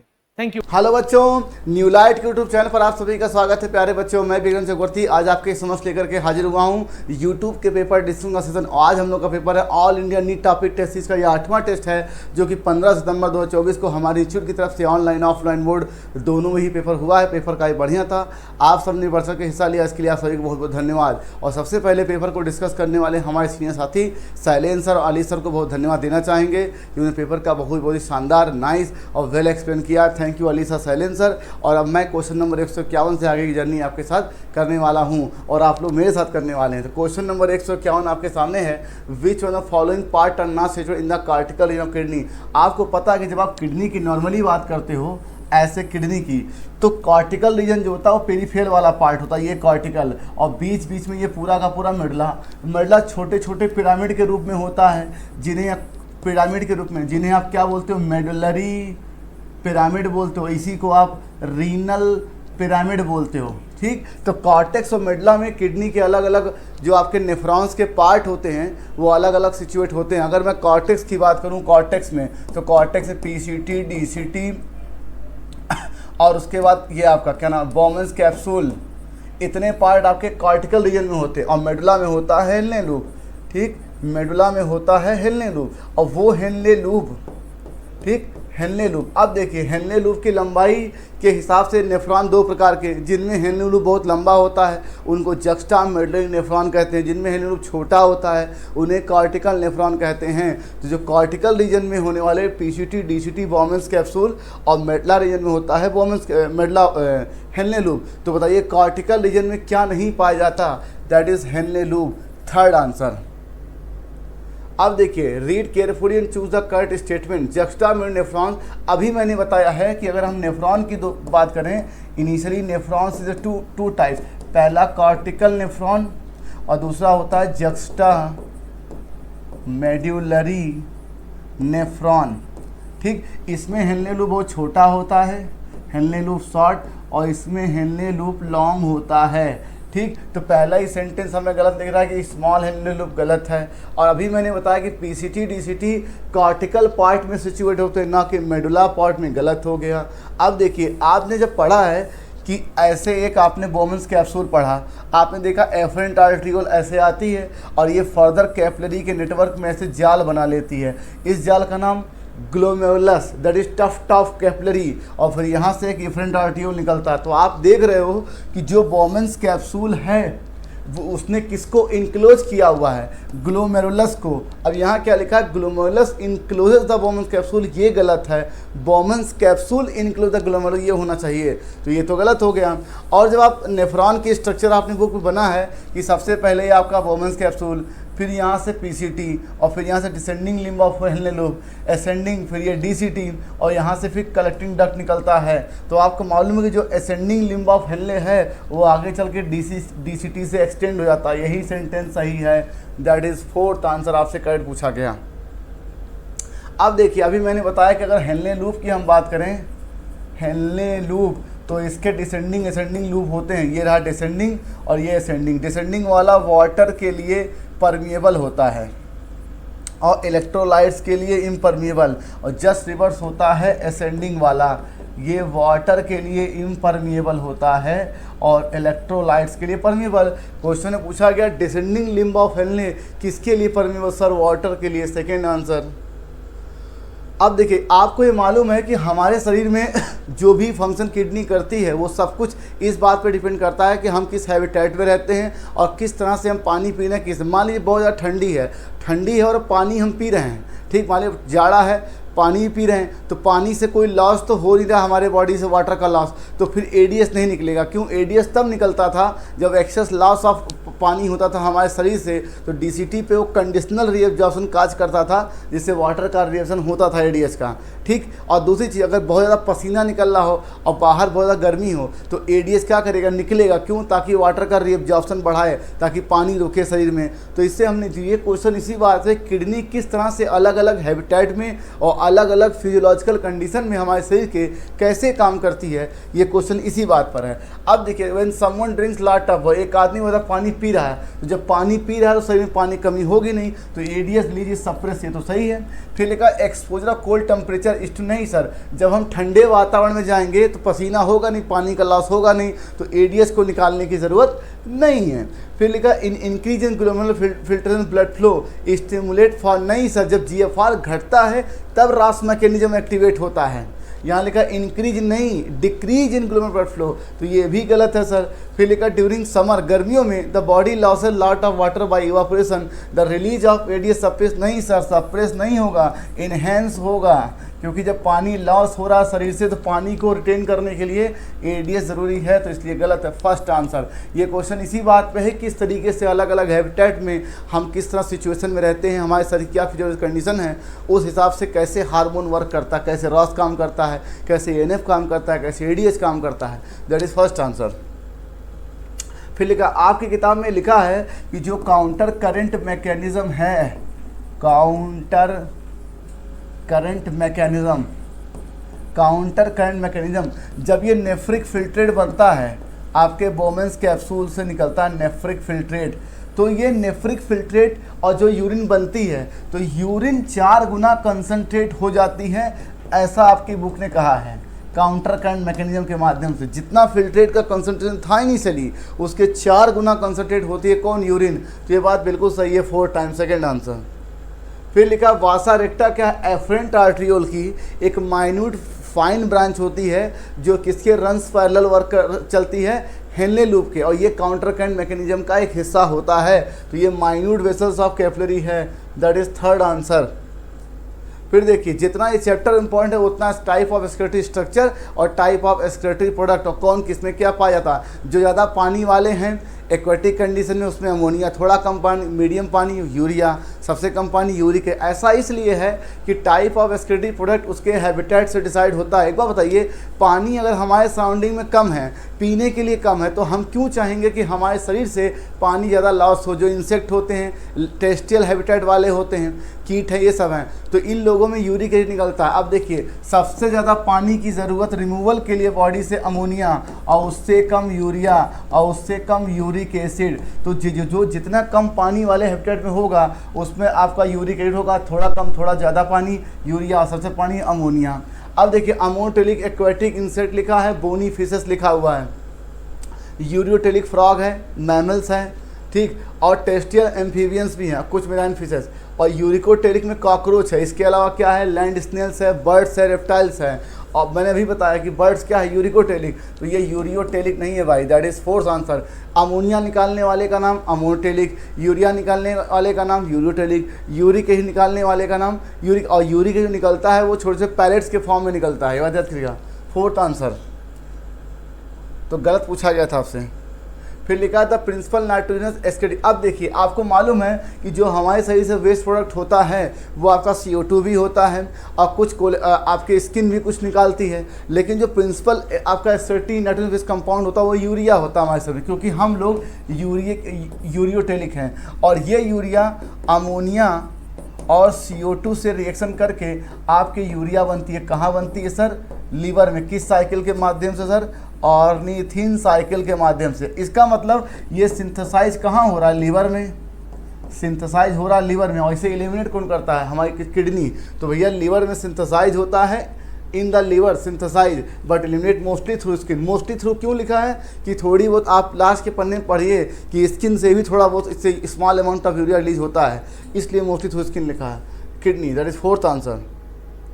अब देखिए filtration of blood takes place. आपको मालूम था कि एफरेंट आर्ट्रियोल ऐसे आता था और बोमेंस कैप्सूल में ऐसे ढेर सारे ग्लोमेरुलस बन जाते थे, और यहाँ पे इतना ज़्यादा नेटवर्क ब्लड का बनता था कि यहाँ प्रेशर डेवलप होता था, और यहाँ जगह जगह पर पोडोसाइट एक एपिथेलियल सेल पाई जाती है, टिश्यू, और इन्हीं के बीच में छोटा छोटा पोर, जिसे क्या स्लिट पोर बोलते हैं, स्लिट पोर, और इन्हीं से ब्लड आपका फिल्ट्रेट में छन के PCT में आता था भाई। तो इसका मतलब जो फिल्ट्रेशन कहाँ होता है, ग्लोमेरुलस में, या बोमेंस कैप्सूल भी कह सकते हैं, ठीक। और किन की मदद से होता है, पोडोसाइट सेल की मदद से, बिल्कुल सही है, फोर्थ आंसर। फिर लिखा पोडोसाइट कहाँ होगा, बोमेंस कैप्सूल में, अभी मैंने बताया, और ये पोर और स्लिट पोर का निर्माण करती है, फर्स्ट आंसर।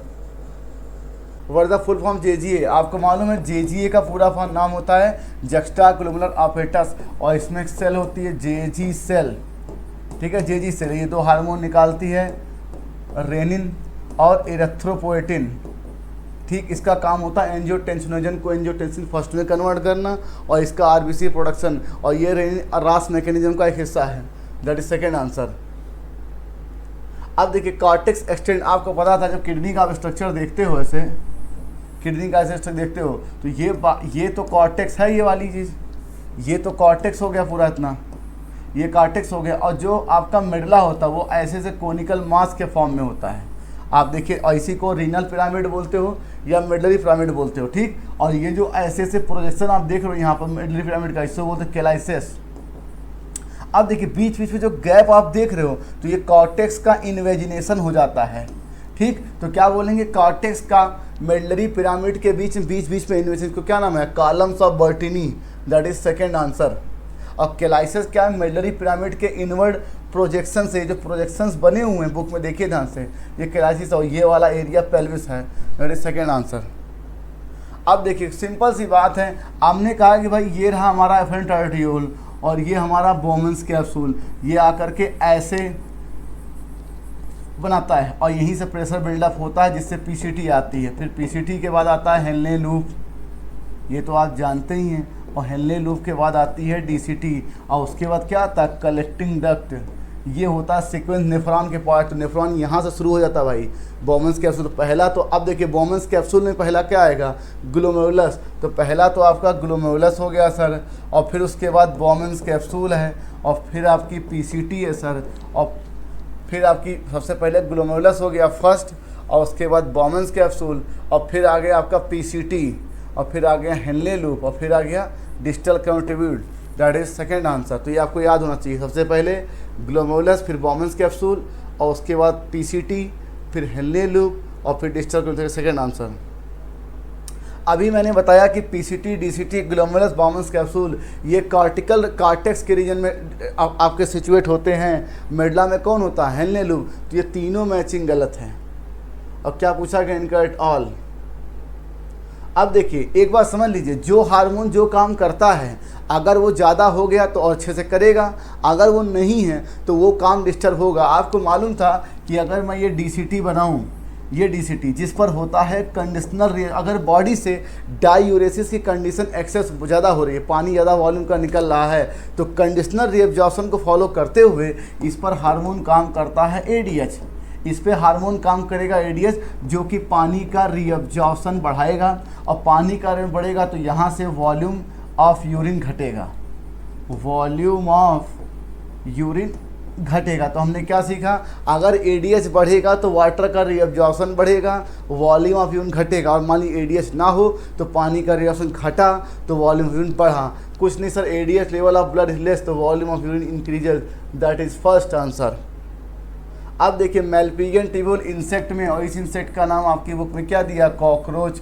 नेप्रोटोनिफिडिया एम्पियोक्सस में है, इसके अलावा रोटीफर्स में है, ठीक, कुछ एनिलेट्स में भी है, और इसके अलावा प्लेटी हेलमेंथीज में भी है। ये प्रोटोनिफिडिया का ही दूसरा नाम क्या है, फ्लेम सेल है भाई, ठीक। इसके बाद एंटीनल ग्लैंड का ही दूसरा नाम क्या है, ग्रीन ग्लैंड, और ये किसमें, क्रस्टेशियंस में है, क्रस्टेशियंस। इसका एग्जाम्पल क्या दिया है, प्रॉन। और नेफिडिया तो आपके अर्थवर्म में होता है, यही गलत है। That is third answer. अब देखिए आपको मालूम है कि बोमेंस कैप्सूल में ग्लोमेरुलर फिल्ट्रेशन होता है, तो आपने देखा ही है। अब देखिए absorption of glucose, amino acid और इसेंशियल न्यूट्रिएंट, ये और बाइकार्बोनेट, इन सब का कहाँ होता है, पीसीटी में। और डीसीटी में केवल वाटर का रिएक्शन होता है, न्यूट्रिएंट का नहीं होता, इसलिए गलत है भाई। और हेनले लूप में कंसंट्रेशन ऑफ यूरिन होता, क्यों, क्योंकि ये काउंटर करंट मैकेनिज्म का एक हिस्सा है। तो क्या आ गया, सेकेंड आंसर। अब देखिए कुछ नहीं, आपको मालूम था कि यूरिन फॉर्मेशन के 3 स्टेप से पहला अल्ट्रा फिल्ट्रेशन, दूसरा रीअब्जॉर्प्शन, तीसरा सिक्रीशन। तो फिल्ट्रेशन के बाद जो यूजफुल सब्सटेंस जा रहे होते हैं फिल्ट्रेट में, उनका होता है वापस रीअब्जॉर्प्शन, और जो हार्मफुल सब्सटेंस होते हैं उनका होता है ट्यूबुलर सिक्रीशन। तो ये तीनों थे, filtration, reabsorption, secretion. That is second answer. अब देखिए कि कहते हैं कि हम मिक्सचुरेशन में यूरिन जब निकालते हैं तो क्या मैकेनिज्म डेवलप होती है हमारी यूरिनरी ब्लैडर में, कुछ नहीं। आपको मालूम है कि ये है यूरिनरी ब्लैडर, और यहाँ से आप मान लीजिए यूरेथ्रा, यहाँ स्मूथ मसल है, और आपको अपने अनुभव से देखिए कि जब कहीं सिस्टम कॉन्ट्रैक्ट होता है तो अंदर प्रेशर बढ़ता है, और प्रेशर बढ़ता है तो चीज़ें बाहर आती हैं। ये बात तुमको समझ में आ गई। ये कॉन्ट्रैक्शन के बाद ही आपका यूरिन रिलीज होगा। तो सबसे पहले पानी इसमें यूरिन भरेगा यूरिनरी ब्लैडर में, तो क्या urinary bladder filled with urine with, ये सही है। तो पहला तो सी होगा, ये कभी नहीं, ये पहले तो यूरिन भरेगा, और जब यूरिन भरेगा तो थोड़े से ये फैलेगा फैलाव में, और जो इसके अंदर स्ट्रेस के रिसेप्टर होते हैं, मतलब फैलने के रिसेप्टर, वो सिग्नल देते हैं किसको, ब्रेन को। तो क्या लिखा है, stress receptor give signal to signal, भाई बात है, सी और बी। ठीक, उसके बाद जब सिग्नल जाएगा सीएनएस को, ये सेंसरी हुआ, तो ब्रेन से सिग्नल आएगा, दैट इज मोटर मैसेज। तो क्या लिखा, सीएनएस पासेस मोटर मैसेज, बिल्कुल सही है, CBA। अब उसके बाद क्या होगा, कॉन्ट्रैक्शन ऑफ स्मूथ, इसके अंदर स्मूथ मसल है, इसका होगा कॉन्ट्रैक्शन, जो कि प्रेशर बिल्डअप करेगा इस यूरेथ्रा में कि भाई अब आप रिलैक्स हो। तो क्या लेगा, contraction of smooth of urinary bladder, that is CBA, और रिलैक्सेशन ऑफ। अब जब ये कॉन्ट्रैक्ट करेगा तो यहाँ जो स्फिंक्टर लगे हैं आपके यूरेथ्रा में, जो कि पेनिस के पीछे हैं, तो यहाँ से ये रिलैक्स होंगे, तब यूरिन पास आउट होगा। तो पहले ये कॉन्ट्रैक्ट होगा और यहाँ से स्फिंक्टर रिलैक्स होगा, जो कि रिलीज को करेगा, दैट इज CB3EAD। तो ये आपके समझने की बात है कि पहले यूरिन भरता है, फिर ब्रेन को सिग्नल जाता है, फिर सिग्नल आता है, और ये कॉन्ट्रैक्ट होकर इसे रिलैक्स करती है, तब ये जाता है। तो क्या बोलेंगे, यूरिनरी ब्लैडर जब कॉन्ट्रैक्ट होती है यूरेथ्रा रिलैक्स होता है, CBEAD, थर्ड आंसर। अभी मैंने बताया कि उसको पहचाने कैसे, देखिए अब मैंने बताया कि reptile, bird, mammal, reptile, bird, land, snail और इंसेक्ट, ये क्या होते हैं, यूरिकोटेलिक। तो पहले तो बर्ड गया मोनोटेलिक्स में, ठीक, और उसके बाद देखिए फ्रॉग, और फ्रॉग क्या, यूरियोटेलिक, और लिजर्ड रेप्टाइल है तो यूरिकोटेलिक, ये भी गलत हो गया। एक्वेटिक एनिमल्स, ये तो सही है। फिर देखिए ये दोनों ऑप्शन पहले गए, यूरियोटेलिक में फ्रॉग और ह्यूमन, ठीक है, लेकिन देखिए यूरिकोटेलिक में पिजन, लिजर्ड और कॉकरोच, ठीक है। इसमें देखिए यूरियोटेलिक में कॉकरोच नहीं होगा, और लिजर्ड नहीं, ये दोनों तो ठीक हैं, बस काम खत्म, आंसर दैट इज थर्ड। इसको आपको 3 सेट पे मैचिंग करना था, थर्ड आंसर। फिर क्या विजन following statement regarding to the excretion by the human kidneys current. आपको मालूम है कि जब आप ऐसे बना देते हैं डिसेंडिंग और फिर असेंडिंग लिम्ब ऑफ हेनले, ये वाटर के लिए परमिएबल और ये वाटर के लिए इम्परमिएबल, इलेक्ट्रोलाइट के लिए परमिएबल, इलेक्ट्रोलाइट के लिए इम्परमिएबल। तो लिखा डिसेंडिंग लिम्ब ऑफ इनलेज पर इम्परमिएबल वाटर, ये तो हमें गलत दिख रहा सर। डिजिटल कंट्रीब्यूल इनकेपेबल, नहीं, अभी मैं बता रहा हूँ कि वाटर और सोडियम के रिएब्जॉर्प्शन कैपेबल है, लेकिन वो कंडीशनल है, ऐसा नहीं कि इनकेपेबल है, तो ये गलत है भाई। और ये भी बताया गया है कि हम 180 लीटर हमारी किडनी फिल्ट्रेट करती है पर डे, लेकिन यूरिन तो हम केवल 1.5 लीटर निकालते हैं। क्यों, 99% क्या होता है, रीएब्जॉर्ब होता है, और असेंडिंग लिम्ब जो है इलेक्ट्रोलाइट के लिए परमिएबल होती है, गलत है, दैट इज थर्ड आंसर। अब देखिए लिखा कि कौन सा स्टेटमेंट फॉल्स है, कुछ नहीं। अब देखिए किडनी के स्ट्रक्चर को देखिए ध्यान से, मैं बना रहा हूँ ऐसे कोनिकल मासेस, ठीक, ये आपका कॉर्टेक्स है और ये आपका केलाइसिस है, ठीक, ये पेल्विस है। अब ये कह रहे हैं कि outer cortex and inner medulla are 2 zones in kidney है, बिल्कुल सही है। Medulla divide in few renal pyramid, यही है, फ्यू रीनल पिरामिड्स में डिवाइड होता है, ये भी सही है। और पिरामिड जो ये प्रोजेक्ट कर रही है ना, यही आपका क्या, केलाइसिस है। और फिर क्या, इनवर्ड एक्सटेंशन। अब देखिए किडनी ये बाहर जा रहा है, ये अंदर, तो जो ये आपका बीच बीच में एक्सटेंशन आप देख रहे हो कॉर्टेक्स का, यही है inward extension of cortex pyramid का रीनल कॉम्पर्टनी। तो हमें तो चारों सेंटेंस सही दिख रहा है, और आपसे पूछ रहे हैं फॉल्स, तो इसमें तो कोई फॉल्स नहीं है, फोर्थ आंसर। अब देखिए पार्ट कुछ नहीं सर, पहला वाला पार्ट देखिए एफरेंट आर्ट्रियोल दिख रहा है सर, और बी वाला मुझे पीसीटी दिख रहा है, सी वाला आप देख सकते हैं हेनले लूप है, और डी वाला डीसीटी है सर, और ई वाला कलेक्टिंग डक्ट है, एफ वासा रेक्टा। ये आपको मैचिंग, मतलब ये मैचिंग भी था और आपके पार्ट से पकड़ना था। देखिए सर ये पहला एफरेंट आर्ट्रियोल है, और बी वाला पीसीटी है, डी वाला डीसीटी है, सी आपका हेनले लूप है, एफ वासा रेक्टा है, और ये कंडक्टर, फर्स्ट आंसर। अब देखिए मैं कह रहा हूँ कि मैंने पहले बताया अपने पिछले क्वेश्चन में, कोई भी जीव ऐसा कभी नहीं चाहेगा कि अपने एडाप्टेशंस को वे एडवर्स कंडीशन में एडाप्ट ना करे, और कोई ऐसा काम नहीं करेगा किडनी या हमारी बॉडी नेचुरली जिससे उसे नुकसान हो। मैं कह रहा हूँ टेरेस्ट्रियल एडाप्टेशन में पानी थोड़ा कम रहता है, तो जो ज़्यादा पानी रिमूवल शरीर से नहीं चाहेगा, इसीलिए टेरेस्ट्रियल एडाप्टेशन में आप देखिए टेरेस्ट्रियल एडाप्टेशन, यहाँ पर अमोनिया आपका नहीं है इसके प्रोडक्ट, क्योंकि इसमें वाटर ज़्यादा चाहिए इसके रिमूवल के लिए, तो या तो यूरिया या तो यूरिक एसिड। और टेरेस्ट्रियल में भी अगर पानी बहुत कम तो यूरिक एसिड, थोड़ा अगर हल्का फुल्का है तो यूरिया। तो कह रहे हैं कि tested adaptation necessitate the production of lesser toxic nitro wastes like urea and uric acid. क्यों? क्योंकि इनके रिमूवल के लिए पानी कम चाहिए। तो जाहिर सी बात है एक प्रकार का ये टेस्टेड एडाप्टेशन, क्योंकि पानी टेस्टेड में कम रहता है, बिल्कुल सही है। और ऐसा क्यों है? For removal of urea and uric acid requires very large, नहीं sir, very small amount of water. ये गलत है सेंटेंस। तो असर्शन सही है और रीज़न गलत है। पहले सेंटेंस में टॉक्सिसिटी, क्योंकि जो जितना टॉक्सिक होता है, अमोनिया सबसे टॉक्सिक होती है, यूरिया उससे कम, यूरिक सबसे कम। तो जो जितना टॉक्सिक होता है उसके रिमूवल के लिए उतना ही ज़्यादा पानी चाहिए। तो असर्शन सही है, रीज़न गलत है। सेकेंड आंसर, असर्शन सही है और रीज़न गलत है, क्योंकि very small amount of water सही गलत है। ट्रू एंड फॉल्स लिखा है। सम आपकी किताब में लास्ट पन्ने पर देखिए, आप देखिए ध्यान से कि यूरिया, एक बात समझ लीजिए, पानी हमेशा हाइपोऑस्मोलैरिटी से हाइपर ऑस्मोलैरिटी से, इसीलिए आप देखिए कि लास्ट मेडलरी इंटरस्टिशियम में कुछ अमाउंट यूरिया का मेंटेन करते हैं। क्यों? हाइपर ऑस्मोलैरिटी बनाए रखने के लिए, ताकि पानी नेफ्रॉन से कहाँ चला जाए, अंदर की तरफ, पानी ज़्यादा लॉस ना हो। मैं कह रहा हूँ नेफ्रॉन में अगर urea, some amount of urea retain in the kidney matrix of some of these animals to maintain desired osmolarity. क्यों यूरिया ऑस्मोलैरिटी किडनी मैट्रिक्स से बनाए रखेंगे तो नेफ्रॉन से पानी निकल के आ सकता है, ये लॉस को रोकता है, बिल्कुल सही है बुक में। और ammonia produce by metabolism is come to urea in the uric, कहाँ पे होगा ये? लीवर में। दोनों सेंटेंस सही है भाई। हमेशा पानी हाइपो ऑस्मोलैरिटी से हाइपर ऑस्मोलैरिटी जा जाता है और हाइपर ऑस्मोलैरिटी यूरिया से मेंटेन की जाती है। बढ़िया, ये दोनों सेंटेंस सही है भाई। बच्चों देखते हैं क्वेश्चन नंबर 176। अब देखिए लिखा है human only kidney are not involve in the elimination of excretory waste. आपका ये चैप्टर जहाँ खत्म हो रहा है वहाँ सबसे लास्ट में ये लिखा है कि केवल किडनी ही आपकी स्केटी प्रोडक्ट को और वेस्ट प्रोडक्ट को रिमूव करने के लिए हमारे सही में नहीं है। इसके अलावा आप देखिए वहाँ लंग्स भी लिखा है, इसके अलावा वहाँ लीवर भी लिखा, स्किन भी लिखा है। तो ये 3 ऑर्गन भी वेस्ट मटेरियल को हमारे शरीर से रिमूव करने के लिए इन्वॉल्व हैं। इसलिए केवल किडनी ही एलिमिनेशन ऑफ स्केटी वेस्ट नहीं है, बिल्कुल सही है। ऐसा क्यों? क्योंकि other organ gland like lungs, liver and skin are also help in elimination, ये बिल्कुल सही है। इन्हीं तथ्यों के आधार पर कि लंग्स, लीवर, किडनी इन्वॉल्व है एलिमिनेशन ऑफ स्केटी वेस्ट को रिमूव करने के लिए हमारे शरीर से, तो इसलिए केवल किडनी स्केटी प्रोडक्ट को रिमूव नहीं करती है। That is 4th answer. अब देखिए अभी मैंने बताया कि प्रोटोनेफ्रिडिया को ही हम फ्लैम सेल बोलते हैं, फ्लैम सेल, ठीक। और ये कहाँ पाया जाता है? प्लेटीहेल्मिन्थीज में है, ठीक। इसके बाद रोटीफर्स में है, इसके बाद सिफेलोकॉर्डेटा में। तो प्लेनेरिया एक प्लेटीहेल्मिन्थीज सही है। और फ्लैम सेल इसका दूसरा नाम है, तो ये भी सही है। गिन ग्लैंड का दूसरा नाम इंटीरियर ग्लैंड है। क्रस्टेशियन पाया था, क्रस्टेशियन का एग्जाम्पल प्राण।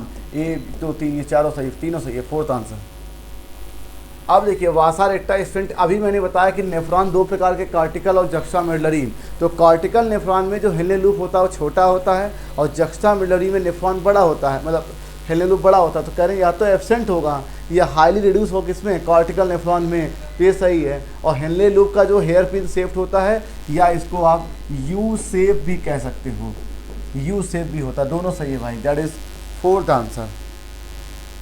अब कहा गया है कि यूरिन में कुछ चीज़ों का पाया जाना बीमारी के लक्षण होते हैं। कीटोन बॉडी और ग्लूकोज का पाया जाना ये डायबिटीज़ मेलिटस के सिम्टम हैं। और अगर यूरिन में कुछ चीज़ें पाई जाती हैं तो उससे उसको नाम देते हैं। अगर मान लीजिए यूरिन में, जैसे मान लीजिए आपका दिया है प्रेजेंस ऑफ ग्लूकोज यूरिन, तो क्या बोलें? Glycosuria. Ketone body ketone urea. और एक्यूमुलेशन ऑफ यूरिया हो जाए तो क्या बोलेंगे? यूरेमिया, ठीक। और यूरिन का पीएच आप जानते हो 6 होता है और ये लाइट येलो कलर का होता है, पहली बात। और कहते हैं रीनल कैलकुलाई का मतलब है stone found with in the kidney. तो ये चारों सही, 1 2 3 4, दैट इज 4।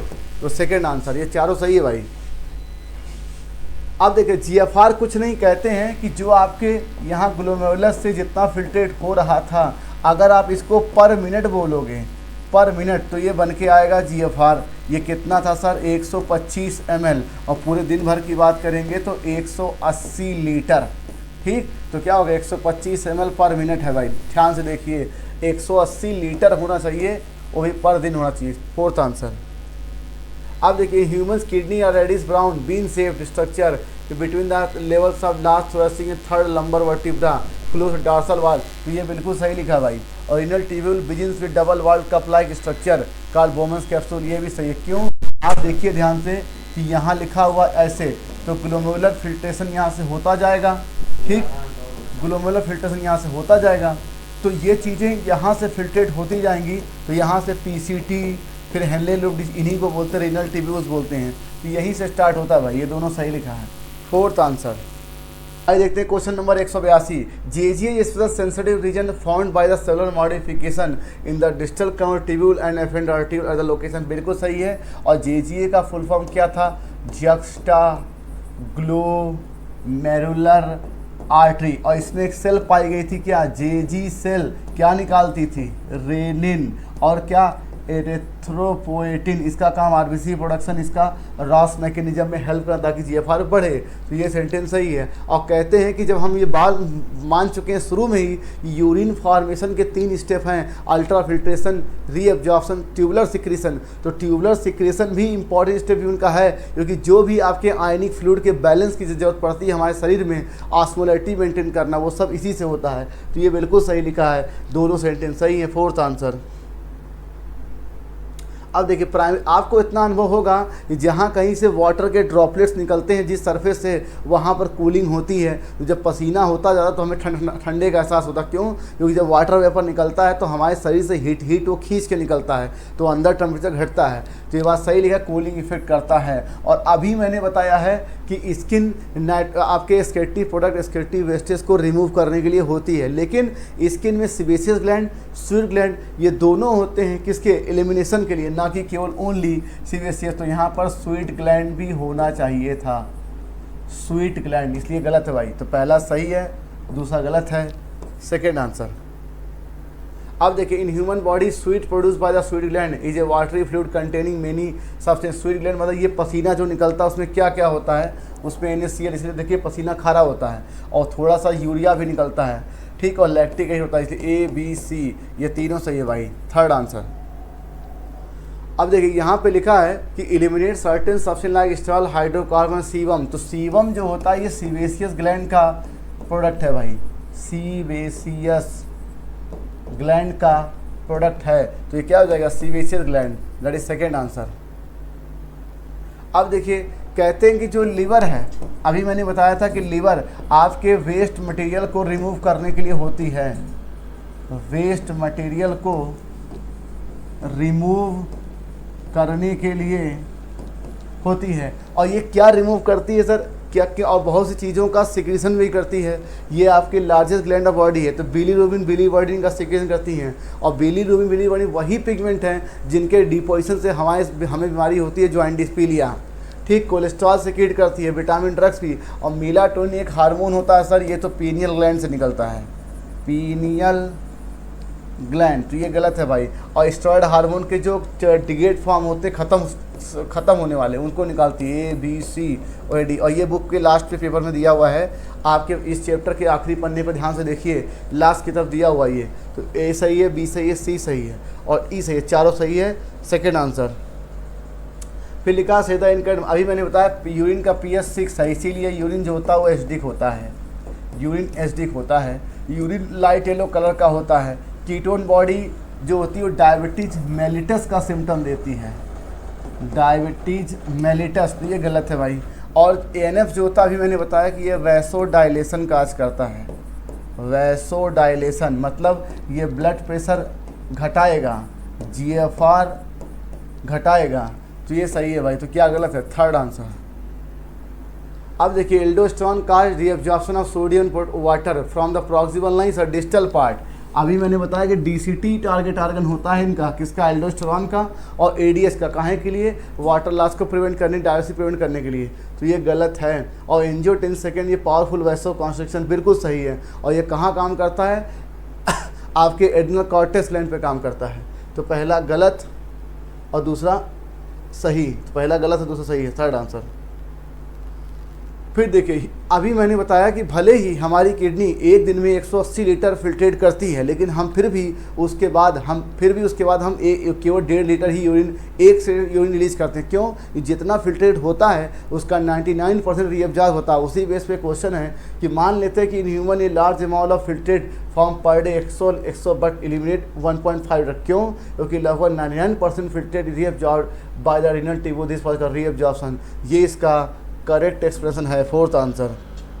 लिखा इन डीसीटी या मेन नेफ्रॉन्स। अभी मैंने आपको बताया था कि ये आपका बॉमन्स कैप्सूल है और ये आपका ग्लोमेरुलस है, ये पीसीटी और ये हेनले लूप डिसेंडिंग, ये असेंडिंग और ये डीसीटी, और डीसीटी के बाद एक कटिंग डक्ट। इसका मतलब जो डीसीटी के कई सारे डक्ट होंगे वो क्या बनाएंगे? कलेक्टिंग डक्ट बनाएंगे सर।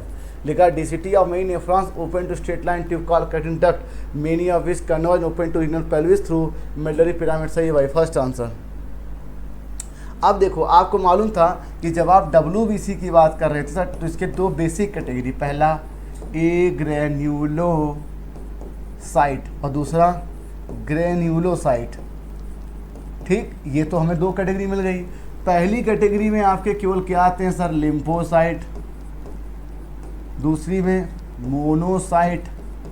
ठीक, और इसमें आता है पहला न्यूट्रोफिल्स, फिर बेसोफिल्स और उसके बाद इओसिनोफिल्स। ठीक, इन सब के अपने अलग अलग काम है। लिम्फोसाइट जो होता है BOT लिम्फोसाइट होता है, इसका काम इम्यून रिस्पांस। मोनोसाइट जो होती है फैगोसाइटिक होती है, न्यूट्रोफिल फैगोसाइटिक होती है। बेसोफिल 3 केमिकल निकालती है, heparin, histamine, serotonin. Heparin anticoagulant होता है, नेचुरल होता है और ये कार्बोहाइड्रेट होता है, ये बात याद रखिएगा। और जो हिस्टामिन है ये वैसो डायलेटर है, सेरोटोनिन वैसो कॉन्स्ट्रिक्टर है, और इसके बाद इओसिनोफिल जो होता है वो एलर्जी रिएक्शन में पार्टिसिपेट करता है, बेसोफिल इन्फ्लेमेटरी रिएक्शन में पार्टिसिपेट करती है। तो अब देखिए, बेसोफिल क्या निकालेगी? Heparin, that is A first, eosinophil allergic reaction B second, monocyte आपके देखिए ए ग्रेनुलोसाइट और थ्रोम्बोसाइट। अब देखिए, ब्लड क्लॉटिंग जो है हमारे शरीर में वो मल्टीपल फैक्टर के द्वारा कंट्रोल होता है, तो उसमें एक फैक्टर होता है प्लेटलेट फैक्टर, तो thrombocyte he platelet, that is D4, तो C3 D4 फर्स्ट आंसर। फिर से देखिए, बेसोफिल 3 केमिकल निकालती, हिपैरिन, हिस्टामिन, सेरोटोनिन, तो ये इससे मैच कर गया। इओसिनोफिल एलर्जिक रिएक्शन में, ये भी सही है। मोनोसाइट ए ग्रेनुलोसाइट, ये भी सही है। और थ्रोम्बोसाइट ब्लड क्लॉटिंग में होता है, फर्स्ट आंसर। फिर लिखा, अभी मैंने बताया ANF जो होता है वो वैसो डायलेशन कार्य करता है, तो ये तो ठीक है। ADH जो होता है ये हार्मोन है, इसी का दूसरा नाम वैसोप्रेसिन है, वैसोप्रेसिन, और ये सिक्रीट होता है हाइपोथैलेमस से, और फिर ये स्टोर रिलीज कहाँ से होता है? पोस्टीरियर पिट्यूटरी से, पोस्टीरियर पिट्यूटरी, और इसी का दूसरा नाम न्यूरो हाइपोफाइसिस। तो ADH न्यूरो हाइपोफाइसिस और एंजियोटेंसिन सेकेंड वैसो कॉन्स्ट्रिक्टर है, तो आपको पता है। और एक दिन में हम कितना यूरिन निकालते हैं? 1 से 1.5 लीटर। सही है, A fourth, B first, C second, D third, second answer. अब देखिए, इतना तो आपको मालूम है। अगर आप यूरिन फॉर्मेशन की बात करें, इसके 3 स्टेप थे, अल्ट्रा फिल्ट्रेशन, रीअब्जॉर्प्शन और ट्यूबुलर सिक्रीशन। तो इसके 3 स्टेप हो गए, तो इसके 3 स्टेप उस प्रोसेस सही है। पहला फिल्ट्रेशन था, ये भी सही है। और कहते हैं कि अमाउंट ऑफ फिल्ट्रेट पर मिनट की बात करेंगे तो GFR आएगा, और कितना था? 125 ml। और कहते हैं कि पूरे कार्डियक आउटपुट जो कि 5 लीटर है, उसका 1/5 अराउंड 1 से 1100 से 1200 ml वो किडनी हमारी फिल्टर करती है, बिल्कुल सही है, पर मिनट। यही GFR में A B C D ये सब सही है, ऑल, फोर्थ आंसर। अब देखिए, say the correct statement, secretion of sebaceous gland provides protective oily covering for the skin. सही बात है, जो आपकी सीबेसियस ग्लैंड जो हमारी स्किन में ऑयल दिखाई देता है यही निकालती है। फिर लिखा लीवर इज लार्जेस्ट ग्लैंड, सही बात है। Ketone body urine are indicative of diabetes mellitus, ये बिल्कुल सही है। अभी मैंने बताया था कि हम 25 से 30 ग्राम यूरिया रिलीज करते हैं पर डे, ना कि 200 से 300। सर ये 25 से 30 ग्राम होगा, गलत है, फोर्थ आंसर। फिर देखिए, मैंने बताया था कि जो आपका यूरिक एसिड है वो पैलेट या पेस्ट के फॉर्म में निकलता है, किसमें? रेप्टाइल में, बर्ड्स में, इंसेक्ट में और लैंड स्नेल्स में, तो ये बिल्कुल सही लिखा सर। फिर नेफ्रीडिया एक्सक्रेटरी स्ट्रक्चर है, ना कि रिप्रोडक्टिव, किसमें? अर्थवर्म में, तो सर ये एक्सक्रेटरी होगा। फिर देखिए, प्रोटोनेफ्रीडिया का ही दूसरा नाम फ्लेम सेल है, और फ्लेम सेल जो होती है वो ऑस्मो रेगुलेशन में हेल्प करती है, बिल्कुल सही है सर। और glomerulus tuft capillary formed by efferent artery. मैंने पहले बताया था कि जैसे सपोज दैट ये बोवेंस कैप्सूल है, यहाँ से एफरेंट आर्टरी से आई और फिर ये कैपिलरी में से जालनुमा बन जाती है, यही है ग्लोमेरुलस। तो ये सही है भाई, तो ए सही है, सी सही है, डी सही है, ये गलत है। तो A C D that is first answer. अब देखिए कुछ नहीं सर, किडनी की लंबाई तो आप जमाने से पढ़ते आए 10 से 12, इसकी चौड़ाई 5 से 7, थिकनेस 2 से 3 और वजन तो आप देख ही रहे हो D4। और वैसे भी आप पकड़ सकते थे कि भार वेट का जो यूनिट होता है वो ग्राम होता है, तो D4 तो आप ऐसे ही निकाल सकते थे, काम खत्म। ए सेकेंड, बी फर्स्ट, सी थर्ड, सेकेंड आंसर। अब देखिए आपको मालूम है कि अगर हम पूरे ब्लड की बात करें तो इसका 55% प्लाज्मा है, 45% फॉर्म्ड एलिमेंट है और उस 55% प्लाज्मा में 90 से 92% पानी है, 6 to 8% प्रोटीन है। फॉर्म्ड एलिमेंट की अगर हम बात करें जो कि 45, उसमें 3 टाइप WBC, RBC, प्लेटलेट या थ्रोम्बोसाइट। RBC का जो अमाउंट है वो 5 to 5.5 मिली पर millimetre of cube of blood है, WBC का 6000 से 8000 और प्लेटलेट या थ्रोम्बोसाइट 1.5 लाख से 3 लाख। बस इन्हीं डेटा पे क्वेश्चन है, तो मैं बता रहा हूँ कि फॉर्म्ड 45% ब्लड है, दैट इज़ D4, ठीक। और RBC 5 to 5.5 million, that is a first. और WBC 6000 से 8000 और प्लेटलेट्स आप दिख ही रहे हैं, दैट इज़ सेकेंड आंसर। अब देखिए आपको मालूम है कि जो जितने भी क्लॉटिंग फैक्टर होते हैं वो सब के सब इनएक्टिव फॉर्म में रहते हैं। जैसे फाइब्रिनोजेन से पहले फाइब्रिन बनेगा और प्रोथ्रोम्बिन से थ्रोम्बिन बनता है, थ्रोम्बिन ये बनता, और इसके लिए यहाँ चाहिए थ्रोम्बिन, ठीक। और इसके लिए आप और अलग से एक फैक्टर होता है प्लेटलेट फैक्टर, ठीक, प्लेटलेट फैक्टर जो कि थ्रोम्बोसाइट होती है। अब देखिए ये रिएक्शन जब तक नहीं होगी तब तक ये रिएक्शन नहीं होगी, और इस रिएक्शन के लिए चाहिए कैल्शियम आयन और इस रिएक्शन के लिए चाहिए थ्रोम्बोकाइनेज, ठीक, थ्रोम्बोकाइनेज। तो इसका मतलब अगर ब्लड क्लॉटिंग करानी है तो ये सारी चीज़ें ज़रूरी हैं, इन्वॉल्व हैं। तो क्या मैं ऐसा कह सकता हूँ कैल्शियम आयन इन्वॉल्व है, थ्रोम्बोसाइट प्लेटलेट फैक्टर इन्वॉल्व है और थ्रोम्बिन इन्वॉल्व है, फाइब्रिन इन्वॉल्व, सब इन्वॉल्व हैं, that is all fourth answer. अब अभी मैंने बताया कि वासा रेक्टा का शेप कैसा, यू शेप्ड, सेकेंड आंसर।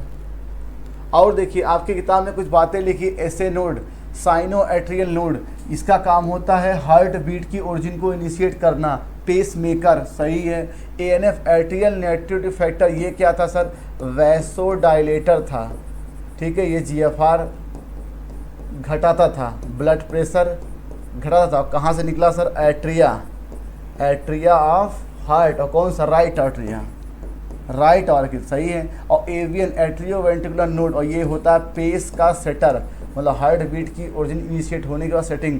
तो ये तीनों सही है, इसमें कोई गलत नहीं है, full form none, fourth answer. तो प्यारे बच्चों यही से हमारा सेशन खत्म हुआ। कमेंट बॉक्स में जरूर बताइए कि एक्सरसाइज आपको कैसा लगा। मेरे सीनियर साथी doctor Ali sir, doctor Shailendra sir ने बहुत ही शानदार एक्सप्लेन किया, thank you Ali sir, Shailendra sir. और पेपर जिस उद्देश्य से बनाया उससे कहीं ज़्यादा उन लोगों ने अपने कंसेप्ट और बारीकियों को बताया है। आई होप मैंने भी कुछ आपको सिखाया होगा। Thank you for watching the video, bye bye.